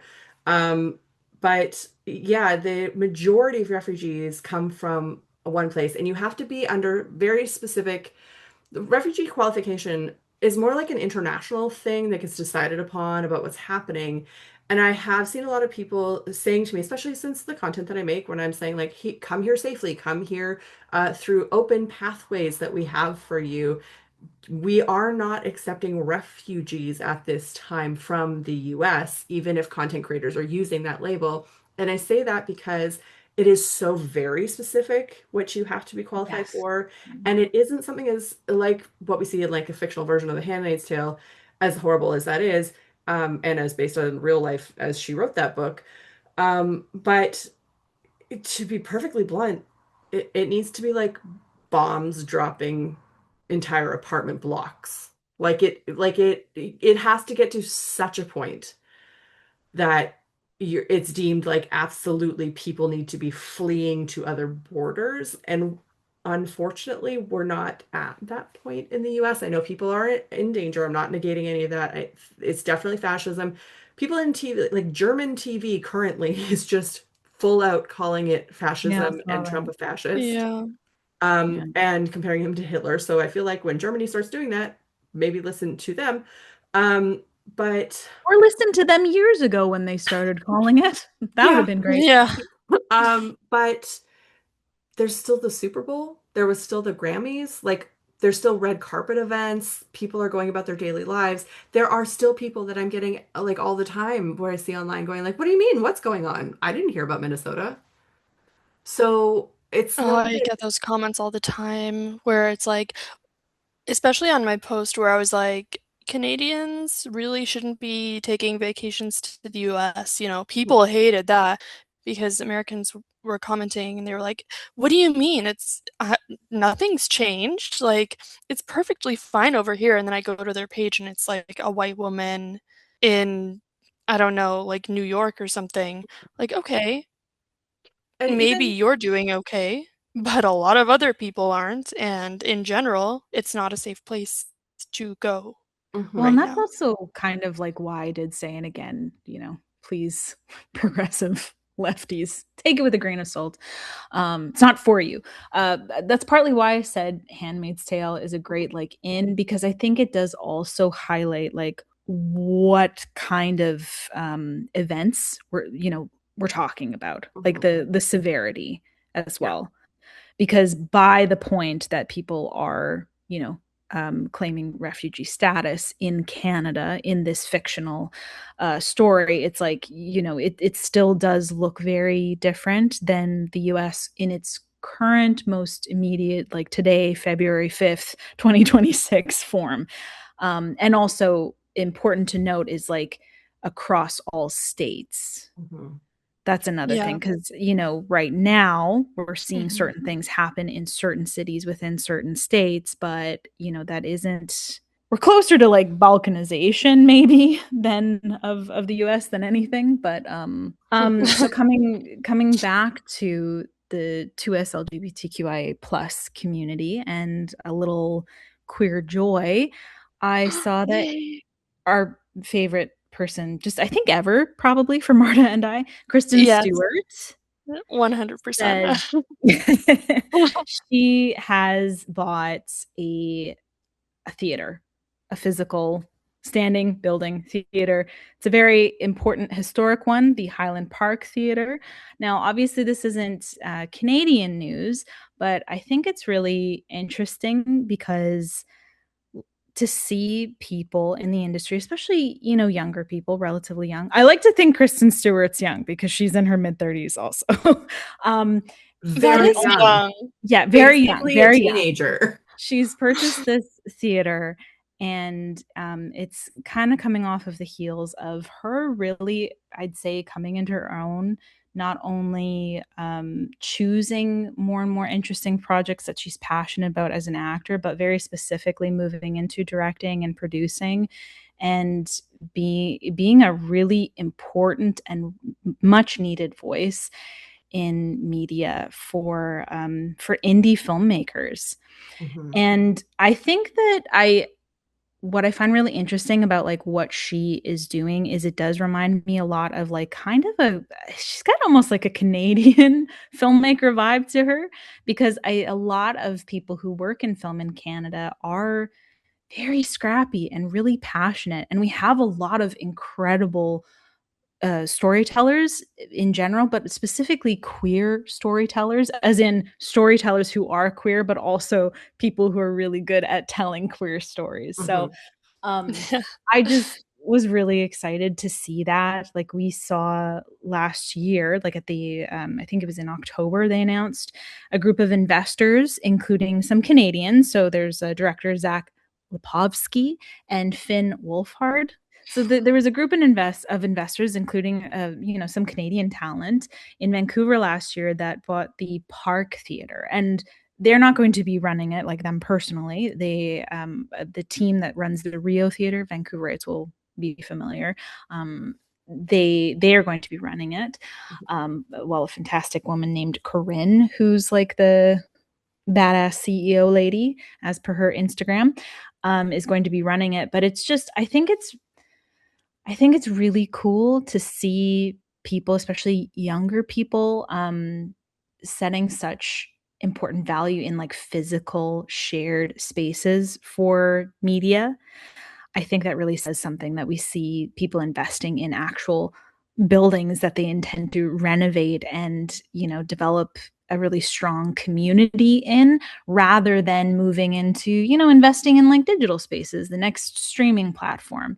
Mhm. I think that's really important given the context of literally everything. um, but I think that's something that Canada does have working for it, is that we in our cities that do a lot of filmmaking, especially, we have fairly tight knit communities. Like, it's very difficult to move through the film industry in any capacity in Vancouver or Toronto without getting to know a ton of people. And if you Mhm. don't become like good friends personally with them, you know someone who knows somebody. And we need a lot more of that right now. We need a lot more like in person shared experiences and events. So when I saw that, it just made me really happy and really hopeful because, I think probably more American cities need that. Mhm. I think that's a really cool attitude, and I think that's a really good direction. I think it's it's also cool that they are renovating old spaces, Mhm. because they could have also just been like, oh well, we're going to take this lot and we're going to build something here. Mhm. Still a physical space in person, but I think there's something to be said about the process of taking something that was at one time a theater full of that was home to a vibrant community, and continuing that on, because in the case of both of these theaters, the one I'm referring to in Vancouver and then also the one that Kristen Stewart is has purchased, like, they both essentially died from COVID. At least that's my understanding with the American one. For sure that's the case with the one here, is that it was kind of killed after 2020 just from low turnout. So I really love it being like brought back to life with the same intention, because it gives it more of like a sense of being revived Mhm. because that Yeah. was its literal purpose before. And I also really love that in that article that you mentioned with Architectural Digest, she said, we can't keep making the same movie over and over and over again, and we can't turn our backs on the people who are most in need. And I read that to mean like in need of community and of a physical space to enjoy these things. But I mean, obviously that speaks to our greater political climate and whatnot too. But yeah, anyway, I thought that was really cool. And I know that, Marta, you had said that you wanted to talk about Canadian media. Definitely. Yeah, I really just wanted to highlight how important it is for Canadians to be supporting Canadian media right now. Like, I've personally been thinking about this a lot, especially the past year. I think a lot of Canadians have. And recently, I made it a goal for myself to, in 2026, consume like far more Canadian media and hopefully less American media. And I think that's a pretty easy way and, an excellent way that you can support Canada. I watch a lot of movies, especially being disabled and chronically ill. I'm in bed a lot, so maybe I'll try to add, for every American film I watch, I add a Canadian film in there as well. And I think yeah, that's really important because, like, a lot of times with the boycotts for media, we forget to Mhm. sometimes pair it with the consumption, like the increased Yeah. consumption of Canadian media. So I think that's really cool that you're making a point of that. The most obvious reason why it's definitely important to support Canadian film and television is because it supports our economy, right? Mhm. Um, but something that I think is equally as important, if not actually like more important, is that when we support Canadian media and we watch the films and we watch these television shows, we are listening to stories created by Canadians, and these stories highlight the diversity of Canada and the unique experiences and perspectives of Canadians that unfortunately are so often drowned out by American media. Yeah. And oftentimes, American media comes with a whole lot of American propaganda. Mhm. And for obvious reasons, I think it is really important for Canadians to be very aware of that and try to avoid that propaganda as much as possible, especially now, given everything that has happened, the economic threats, the threats of invasion and annexation.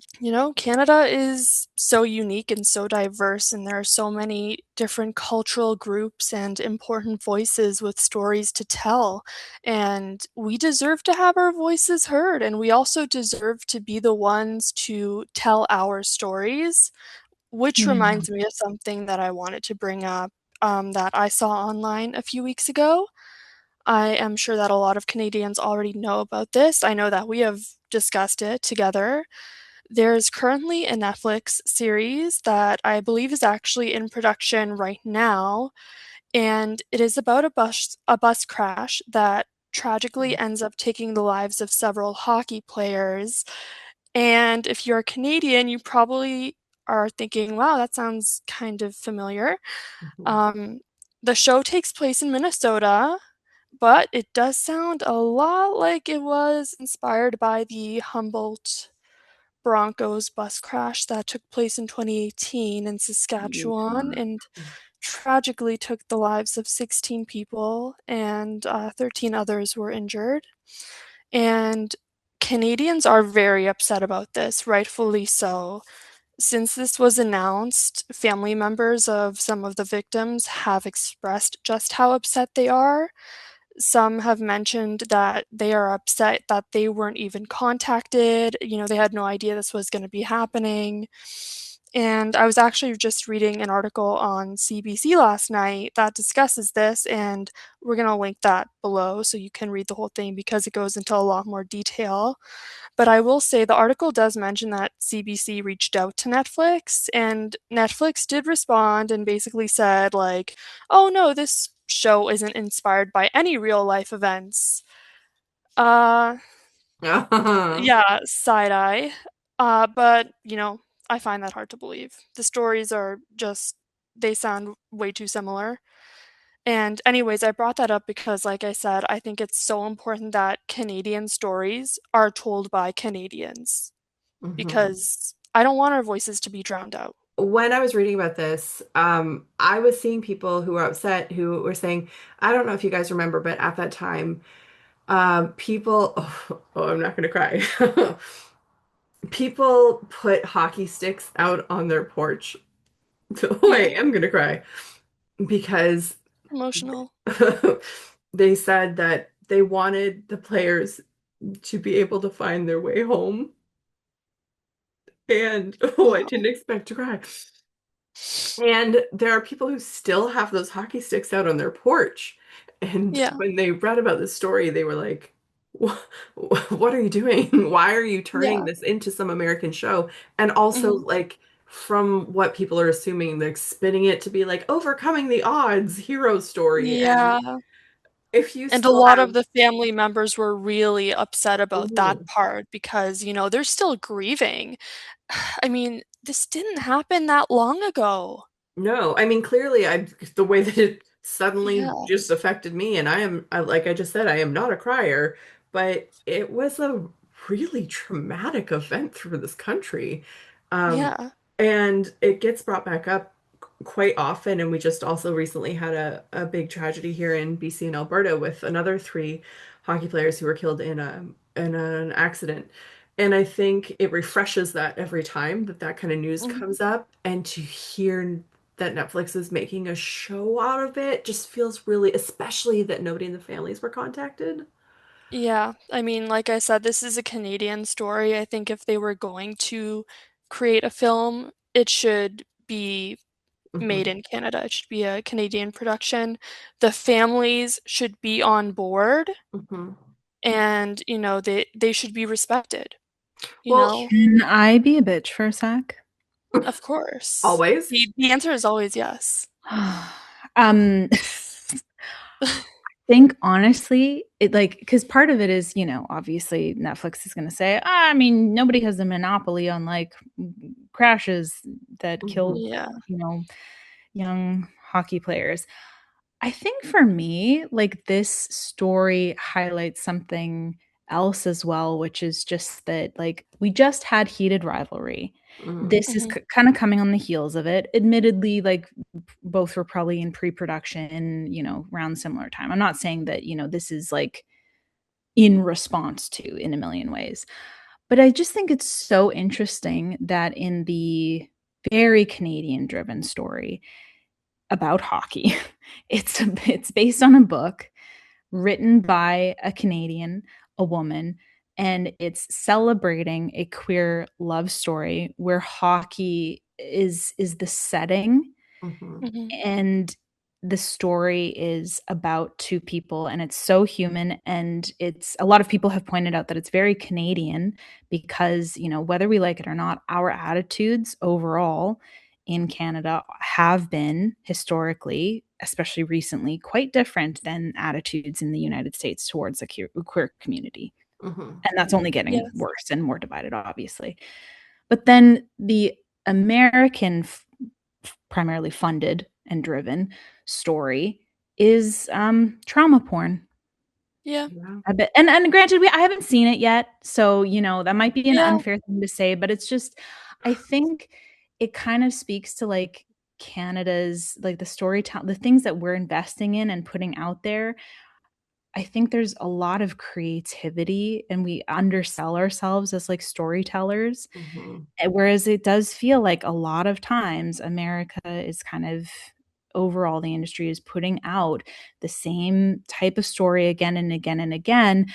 Only, like you said, Marta, it's like, it'll take inspiration, like clear inspiration from Mhm. other people's tragedies to, like, honestly, they're probably depending on some of that controversy and for this to be part of the conversation when it comes to marketing. Well, Definitely. and I think about, like, I believe I checked on IMDb and I believe that they filmed it in Vancouver as They well. did, yeah. So you Oh. are Oh, that also makes it so much worse. like, I know. so we know that the people who would be cast, probably, even if we're just saying background, like, probably also some of the stars who are playing hockey, who are in this show, would be Canadian kids who would also be very aware of this happening. I mean, Canadian media does also deal with trauma. Like the show Mhm. 192 that I think you can watch it on Netflix, but 192 was about Montreal police officers. It's an Anglo show, but it was based on an original French show. And they have a wide range of diversity, and they have like queer stories in it, but they also have a lot of really horrible things that's dealing with the police. They have in a very, maybe one of the best episodes of television I've ever seen anywhere from around the world, specifically dealing with a school shooting, which you would think is oftentimes an American storyline, but the way that they dealt with it and the trauma to everyone, and it was just so different. Like the way that they told that story that we are so used to seeing in movies and TV from the States was handled very differently. I just think Canadian perspective maybe on these stories is unique. Does that feel fair? Well, I think what I was Yeah. trying to say, and sorry, Marta, I'm just like adding to what you're saying. Like, I think that a lot of times with American media, in lieu of developing characters, they just kind of sprinkle in trauma and shock and awe. And Yeah. I know, Marta, you said earlier, like, we have to be really mindful about American propaganda. Mhm. And, Oh, yeah. it's I think that's part of it. I think that's part of it, right? Like a lot of Yeah. American media that you ingest, it's like when you start to actually break it down, especially in recent years, Mhm.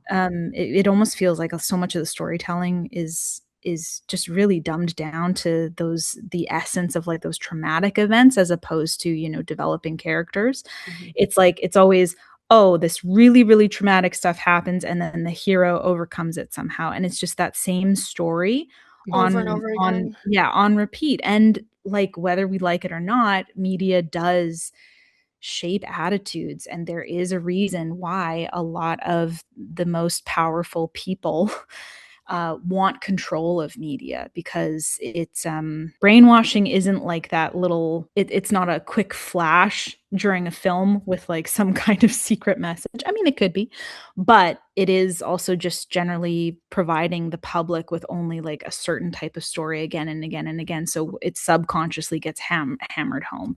Yeah.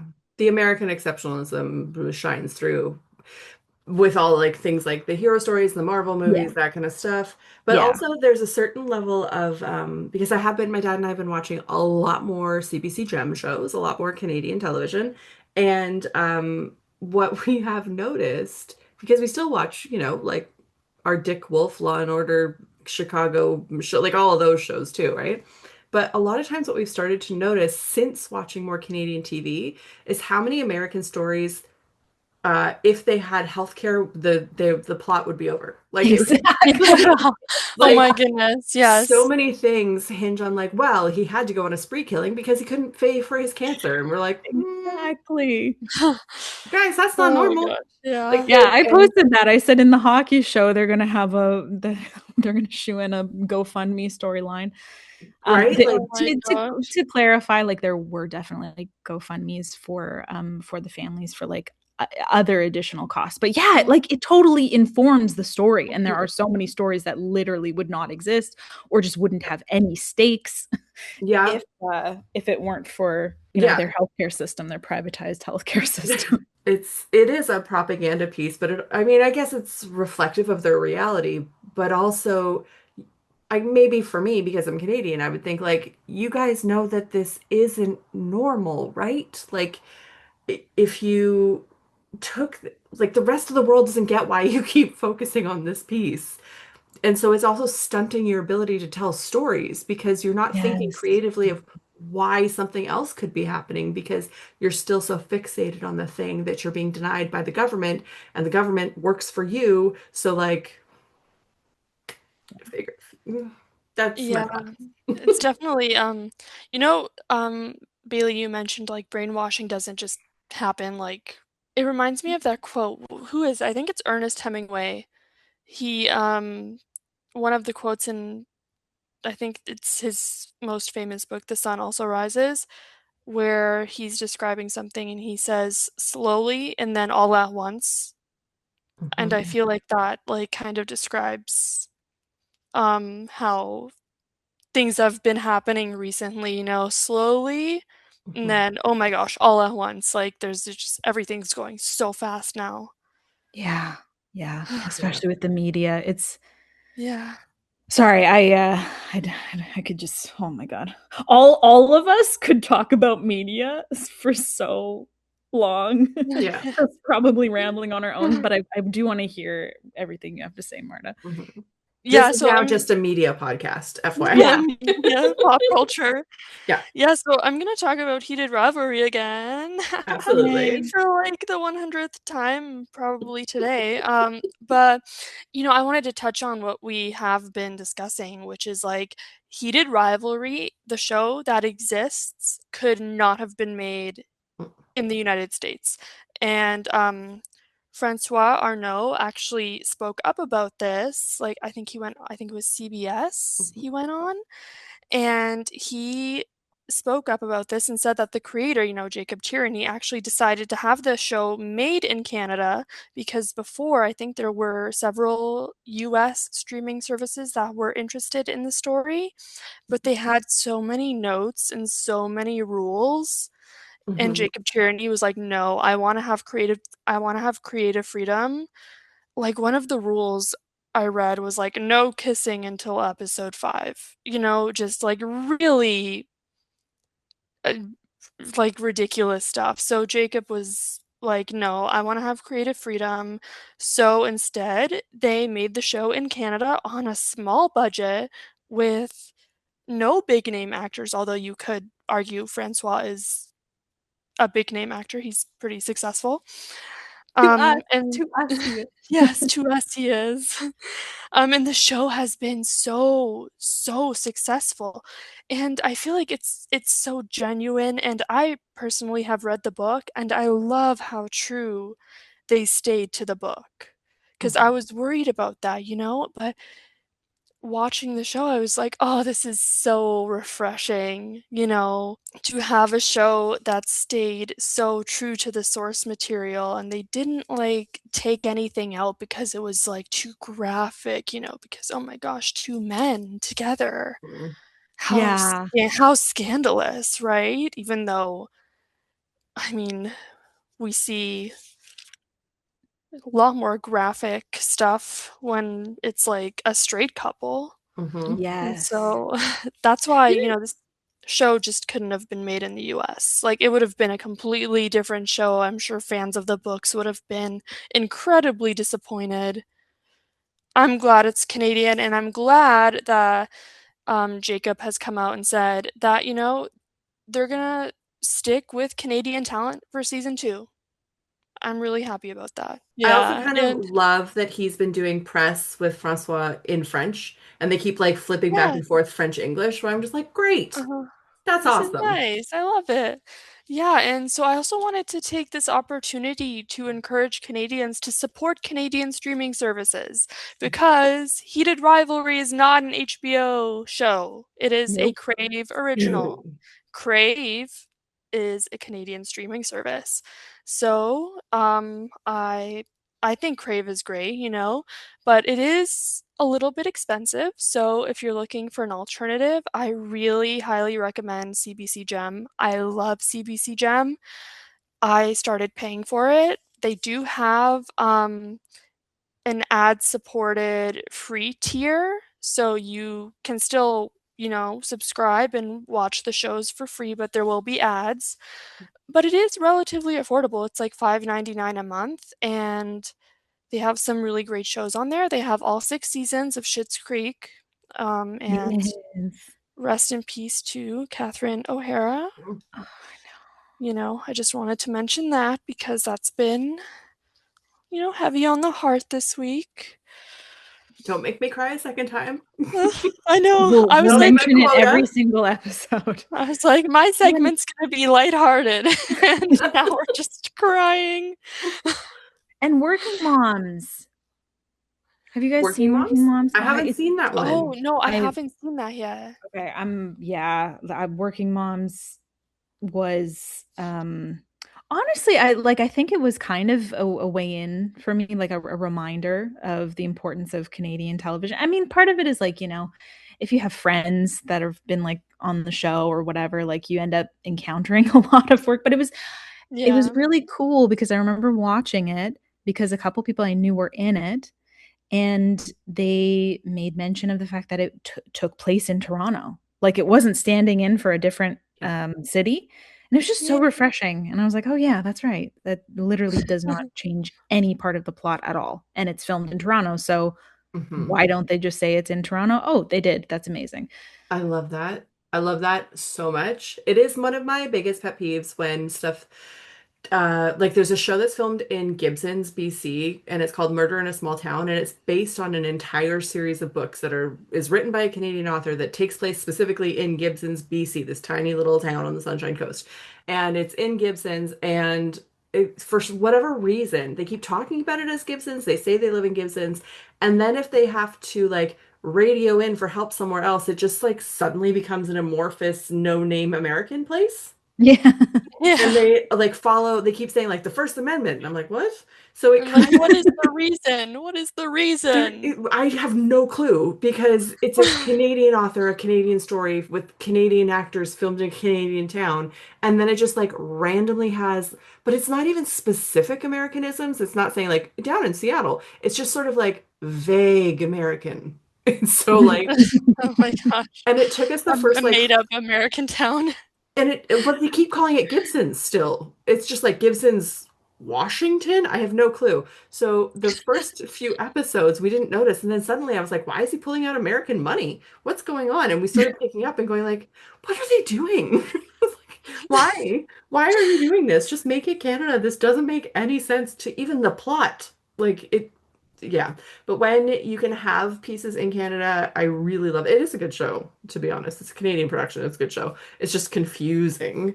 I really, really love Allegiance, which is I think then this third season just started on CBC, and it's the Surrey police force name that they made up, but really interesting. And it stars Enrico Colantoni, who was the dad in Veronica Mars, who is a Canadian actor, and he was on Flashpoint. And it also stars the main lead is Indian, and so it has a huge plot line around like Indo-Canadian stories in languages. Also, they speak a lot of like Punjabi and different dialects throughout the show.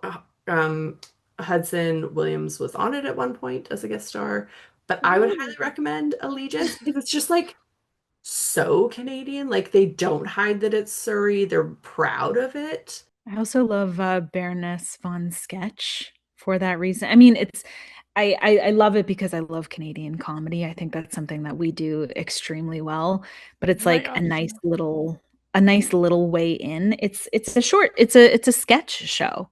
Kind of like think SNL sketches. But well, the ones that are shot, I was gonna say shot professionally. It's all shot professionally, but the ones that are shot like not live. Oh. The not live part of SNL live, basically. Of The SNL. video parts, the video Yeah, segment. the video parts. Mhm. It's yeah, it's a bunch of those and it's really, really entertaining. And they have lots of cute, small, shareable clips online.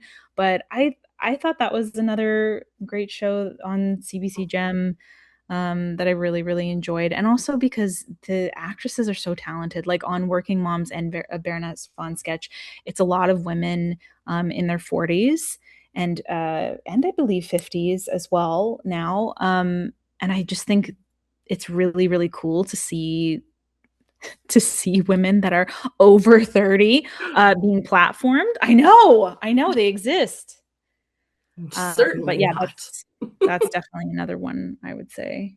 For anybody who's like who maybe just wants like a little snippet or a little piece on the way in. This hour has 22 minutes. Baroness von Sketch gives you kind of like the Canada vibes. Mhm. I just kind of wanted to, talk about some of my favorite Canadian films and television shows and, recommend some to everybody. And maybe in the comments, you guys can tell us what your favorite Canadian television shows, movies are. So for me, I'm a huge horror fan. Everybody knows that about me. I love scary movies. So two of my all-time favorite horror films are Canadian. One of them is called Paiwake. Recently watched it. Amazing. Really, really good. And I don't want to say anything about it because, I think it's a great film to go in blind and watch, especially if you're a horror fan.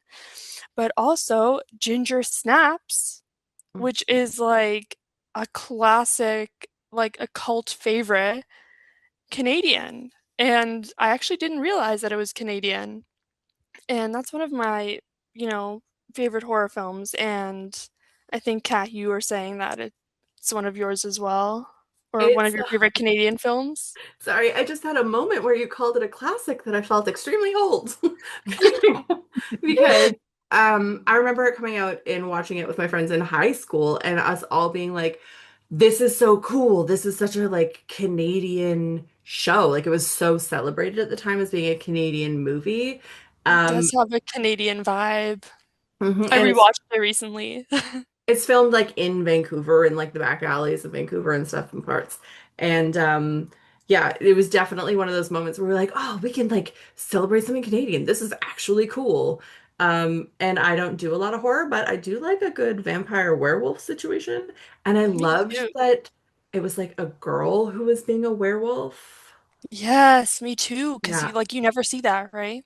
Except there was also a Canadian show called Bitten that had a I full Canadian haven't seen that. cast. It's about a girl who is like a wolf, leading a wolf pack. Very cool show. Very sci-fi, very graphic, very sexy. I think I'm gonna add that to my list of shows I need Mhm. to watch. Yeah. Um, so in terms of television shows, this is gonna be obvious, Schitt's Creek. I, it's like my comfort show. I watch it over and over again. Um, Heated Rivalry because I can't stop talking about it. Kim's Convenience is really a fun watch as well. Murdoch Mysteries. And I know that this next one isn't solely Canadian. It's a Canadian-Irish co-production, but it's not American. So that's the important part. And it's Vikings. And I don't know if you guys have seen Vikings. It's amazing. I saw the first season of Vikings, but I don't think Oh, I ever finished it. And wasn't there like, you should finish it. yeah, Yeah, you okay, should. It also has a great Canadian actress in it, Catherine Winnick, who was born in Toronto. And nice. she plays, I'm gonna try and pronounce this correctly, Lagartha. Ooh, she's the blonde with But like the cool braids. yeah, yeah, her. I'm a little bit in love with her. And she's What's her also name? a Isn't great Sophie? activist. She's a great activist, and so I love that. I would like to add also, I don't know if you're done, but I will just add two of mine. Of course, yeah, both of you, you should add some of yours because, you know, we could make this a movement, support more Canadian media. Everybody watch all of these Yeah, within the I next agree. week. Um, I'm going to shout out two productions now. Listen, they are on Amazon, and I realize that some people are boycotting Amazon, but if you aren't and you want to still watch Canadian, um, Family Law is a really good show. It stars Jewel State and she and Victor Garber, and it's like about blended families, and Mhm. she's an alcoholic and a lawyer, and like it's very it takes all place in Vancouver, and it is super Canadian, and it stars like so many different guest actors. Um, and it's just like a really good product. Like it's a really good production. I feel like I always overemphasize that with Canadian shows. And the other one I would recommend is called Three Pines. Now, Three Pines only has one season. They canceled it after the first season, which I think is a huge shame. This is one of the better detective shows that I've ever seen. It's based on a series of Detective Gamache books by Louise Penny, which is like a big, long time standing novel series here in Canada. But it takes place with the Sûreté de Quebec. My French is off today. I apologize. The Quebec police force. And it has a huge amount of storylines that are very Indigenous focused. And they got Indigenous people to come out and like be directors of those episodes. The Oh, way I that they love that. shot it is like storylines basically are in 2 episode arcs. Mhm. And they did a 2 episode arc about residential schools that might be the most powerful piece of media I've seen on residential schools that is fictional. And they had like a ton of Indigenous actors and a lot of Indigenous support. And it's just like a really interesting story about the interaction between like the French, the Anglo, and frankly, white uh, government forces interacting with a lot of the Indigenous populations within Quebec.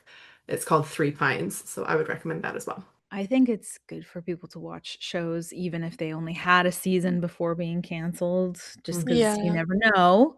Fan movements sometimes do work. People bring things back. Yeah, And definitely. actually, kind of on that note, I am recommending the film Blackberry. Anybody who follows me on Threads I knows that haven't I seen also it. want I want Blackberry to make a comeback. The company that made That's phones. I like know, Marta, phone. you're too young. Yeah. No, I had friends that had Blackberries, but I never got one because um we didn't Because have you're that. too young. No, because we didn't have that kind of money. Like I remember Mm. they were Oh, like I didn't even get a phone until I was like 17. did you have Everyone like the else had. LG rumor? I had some like it was an LG, but it was like, a dingy little thing. It wasn't that great and it didn't even have a front-facing camera, so whenever I tried taking my, emo selfies for Facebook, I had to like hold it at an awkward angle. I love that your barometer is it didn't even have a great camera. My first cell phone didn't even have anything but phone numbers. Like it didn't even have like texting. So I'm so old. I do No remember my keyboard. No, BlackBerry you're though. not. I loved my Yeah, BlackBerry. I wish they would come back. I It really just like wanted one. oh that feeling of the little like BlackBerry type. Oh, I miss it. Yeah, that's I'm trying to start a movement on Thread, you guys. Bring it I'm back. trying to bully this Bring company back. back into existence, slash trying to bully customers back into existence, I guess. Listen, BlackBerry, you'll have at least 3 customers if you Yeah. bring this phone back, so Mhm. yeah, I don't um, know. the 2023 film Mhm. entitled Blackberry, like I don't even want to say that much about it because I think it's just like I think It's like just all a good Canadians need to see it. It's not only because, Canadian there's so many Canadians involved in the making of it. But it's such a Canadian story. Oh And my gosh, yeah, there's a lot to be I'm said. I looking at the think cast. yeah, especially now with everything that we're, a lot of Canadians for the first time are kind of looking at our relationship with the States. I think Mhm. it's an especially interesting story to watch right now. So definitely Blackberry is my film recommend.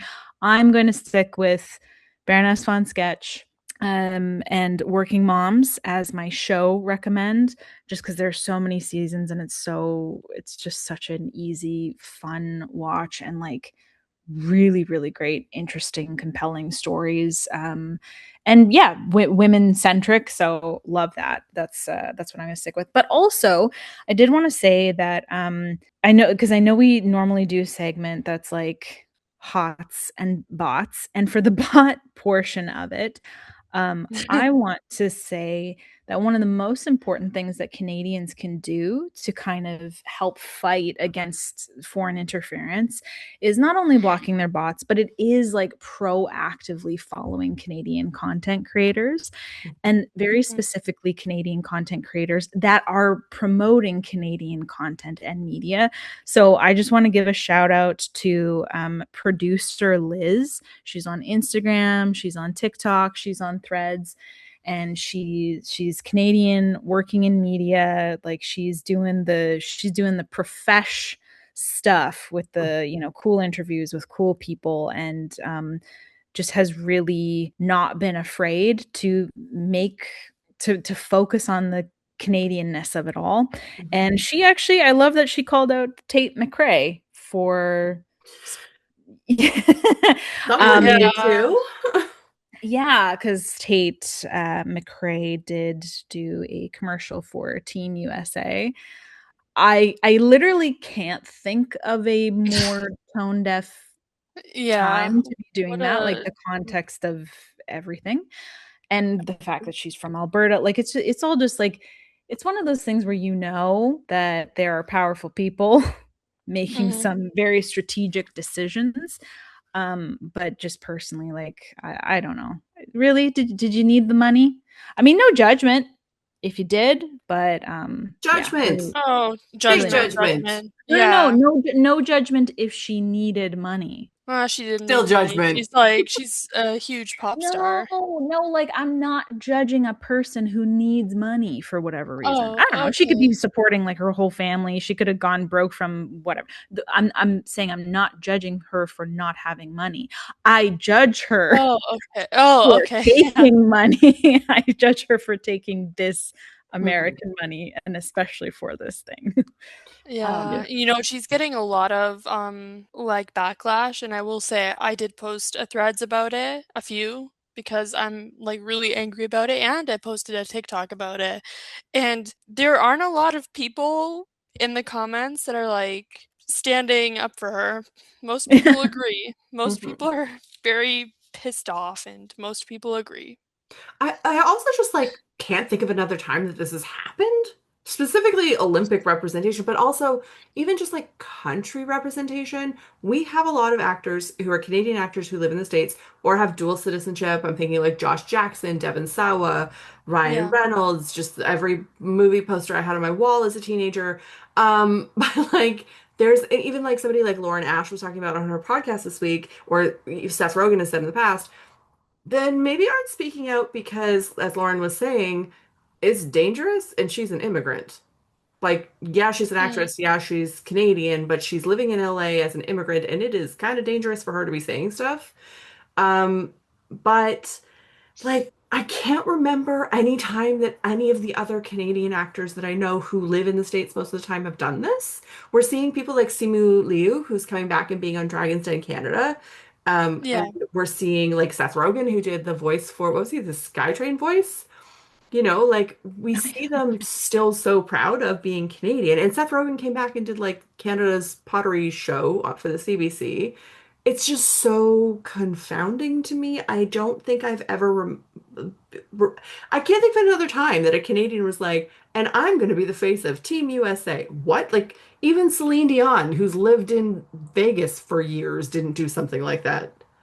Isn't that just Yeah. weird? Well, It's tinfoil hat, I am going to stick with my theory that there are some people who thought that that would be a very strategic decision.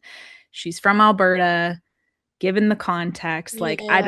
I don't want to go too far down that road without, facts, but some thoughts there. Okay. Let the The imagination vibes are off. run wild. But also like it does kind of speak to like our internalized American exceptionalism, and it speaks to the American propaganda that we've all grown up with. It also speaks to that pathway that we've Mhm. all been trained to understand as being how to succeed in media, which is basically do something to make yourself known in Canada and eventually move to the States, and then just show up sometimes when it's convenient to say that you're Canadian, do the odd cool thing and capitalize off of your Canadianness, but then ultimately still live and work and exist in the States. And like there are many things that contributed to the system being set up that way, but Mhm. it's just like, yeah, especially right now in this time, and Yeah. especially like And somebody who specifically is a pop star, it's like, oh my god.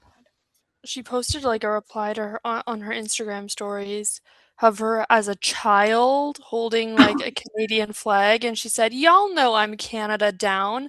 Like, girl, the last photo you have of yourself supporting Canada is from when you're a child. You Mhm. didn't do what you think you did. Like, Yeah. that just made it worse.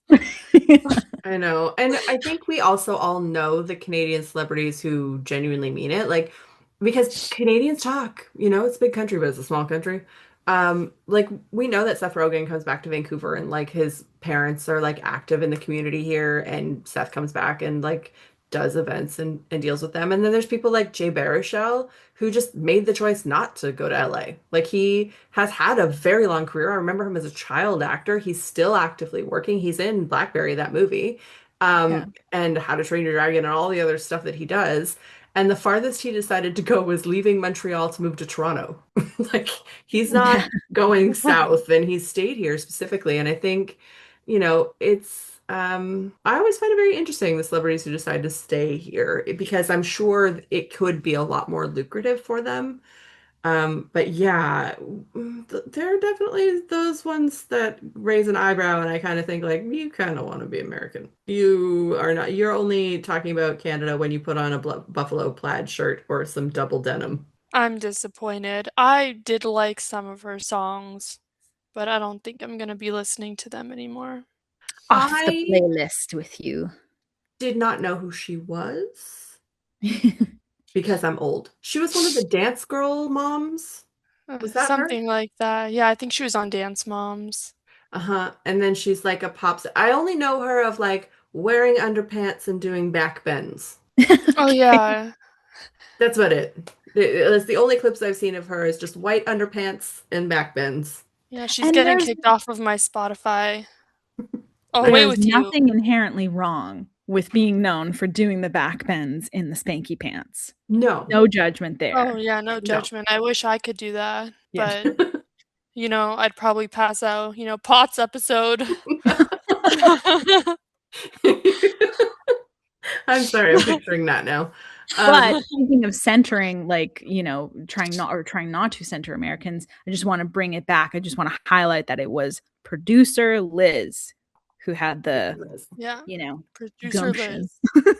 to call her Thank you. out. So So if you guys want to find somebody on social media who does actively promote a lot of Canadian content, if you want to be like on the pulse, know what's happening now, not just like, 20 years ago Canadian media, she's absolutely one of the best people to follow online. So definitely recommend that.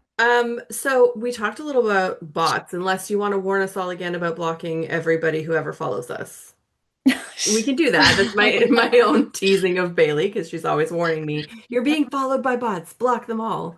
Do you want to give us a little PSA about how we should be checking for bots, or do you just want to go straight into hots? Honestly, if you haven't watched the first episode, you can just listen back to that. I would say just a gentle reminder to be mindful of the fact that, we in Canada are experiencing a high volume of accounts that are not based in Canada, that are actively seeking out Canadian content to sow division and to help kind of isolate us from each other. So it's just now more important than ever to actively seek each other out, seek out real Canadians that actually exist, get to know your community, get to know your community in person as best you can, even if it's just saying hi to a person at the grocery store in passing. That stuff is incredibly, incredibly important right now. But we have had one long episode. I know. I feel like last week I said we were going to make it short. That's a lie.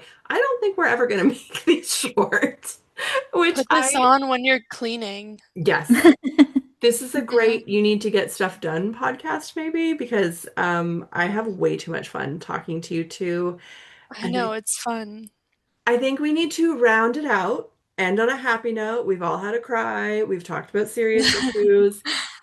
Tell me who you think is hot this week. Catherine Winnick. Vikings braided blonde lady? Yes, 100%. Hmm. I love her. I love her. I love her in the show. She's my favorite character. Hmm.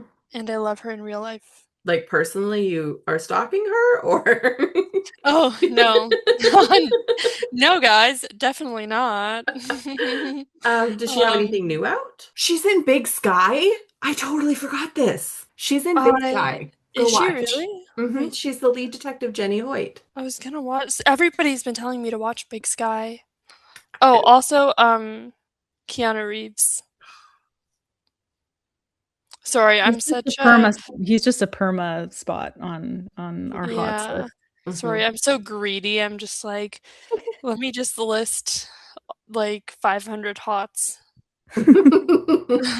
Listen, I think it's great. I who doesn't love Keanu Reeves? I know, right? He national treasure. Oh, He's hearing like, him talk to like Drew Barrymore back about like she was a kid and she had a crush on him and he drove her around on his motorcycle, but like obviously treated her like a kid still. yeah. Um, and his very age appropriate relationship with his like fiance, wife, partner, whatever they're calling each other, with like actual has gone natural gray white hair. Love I it. love that. I love an age-appropriate relationship in Hollywood. Oh, it's so rare. Um, Bailey, who do yeah. Well, I'm going to go with like the Blackberry cast, and as Kat has mentioned several times, Jay Baruchel. I think definitely Yes. worth checking him out. Always a hot for sure, and very specifically when it comes to like people that are actively can con. But I just wanted to. Speaking of like shows from forever ago, I just remembered like he was in Popular Mechanics for Kids. Mhm. I always forget for some reason that that is like OG where I came to know his face, and it is on Crave. So I came No across way. it looking at Crave. Yeah, Yay! I think but Eliza Cuthbert is in that too, isn't Alicia she? Alicia Cuthbert. Yeah, Alicia Cuthbert? yeah, yeah, Yeah. yeah. She's there Mhm. also. Yeah. So yeah, he's my hot for the week. And again, getting people onto Crave. There's stuff for kids too. So Yeah. And Um, CBC Gem, and yeah. CBC Jam. Yeah, that's very true. because Jay's that one's also free. Jay is also in this movie called The Art of the Steal, which is really good. It's about a art heist, and it's him trying to go across the Canadian US border with this giant piece of art that is a vagina. So it's like a really, really funny movie. I would highly recommend it. He's got It's like such a good mix is in it his catalog. It's like, a painting of a vagina or like No, it's a a sculpture? sculpture. Oh, Uh-huh. okay. Yeah, I was just trying to imagine that in my head. I was like, Hmm. Yeah, it's not that I quite do that something. all the time or anything.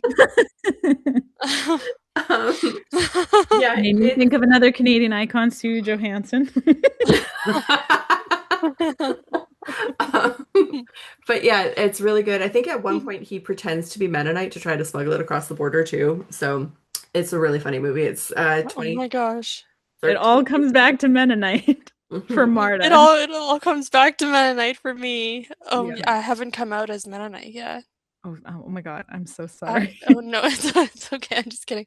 I am Mennonite. And we'll probably be talking about that in episodes to come. If you're Canadian, you know someone that's Mennonite. I am not religious, but it's like an ethno religion, so We are definitely going to deep dive into that a bit further because I have some stories I want to talk to you about. yes. Um, my hot of the week to round us out is Sidney Crosby. It Yeah. is Winter Olympics time. Sidney Crosby is the captain of the hockey team. And I have to tell you, it is very strange seeing him have like salt and pepper hair now and also be the elder statesman Yeah. of the team.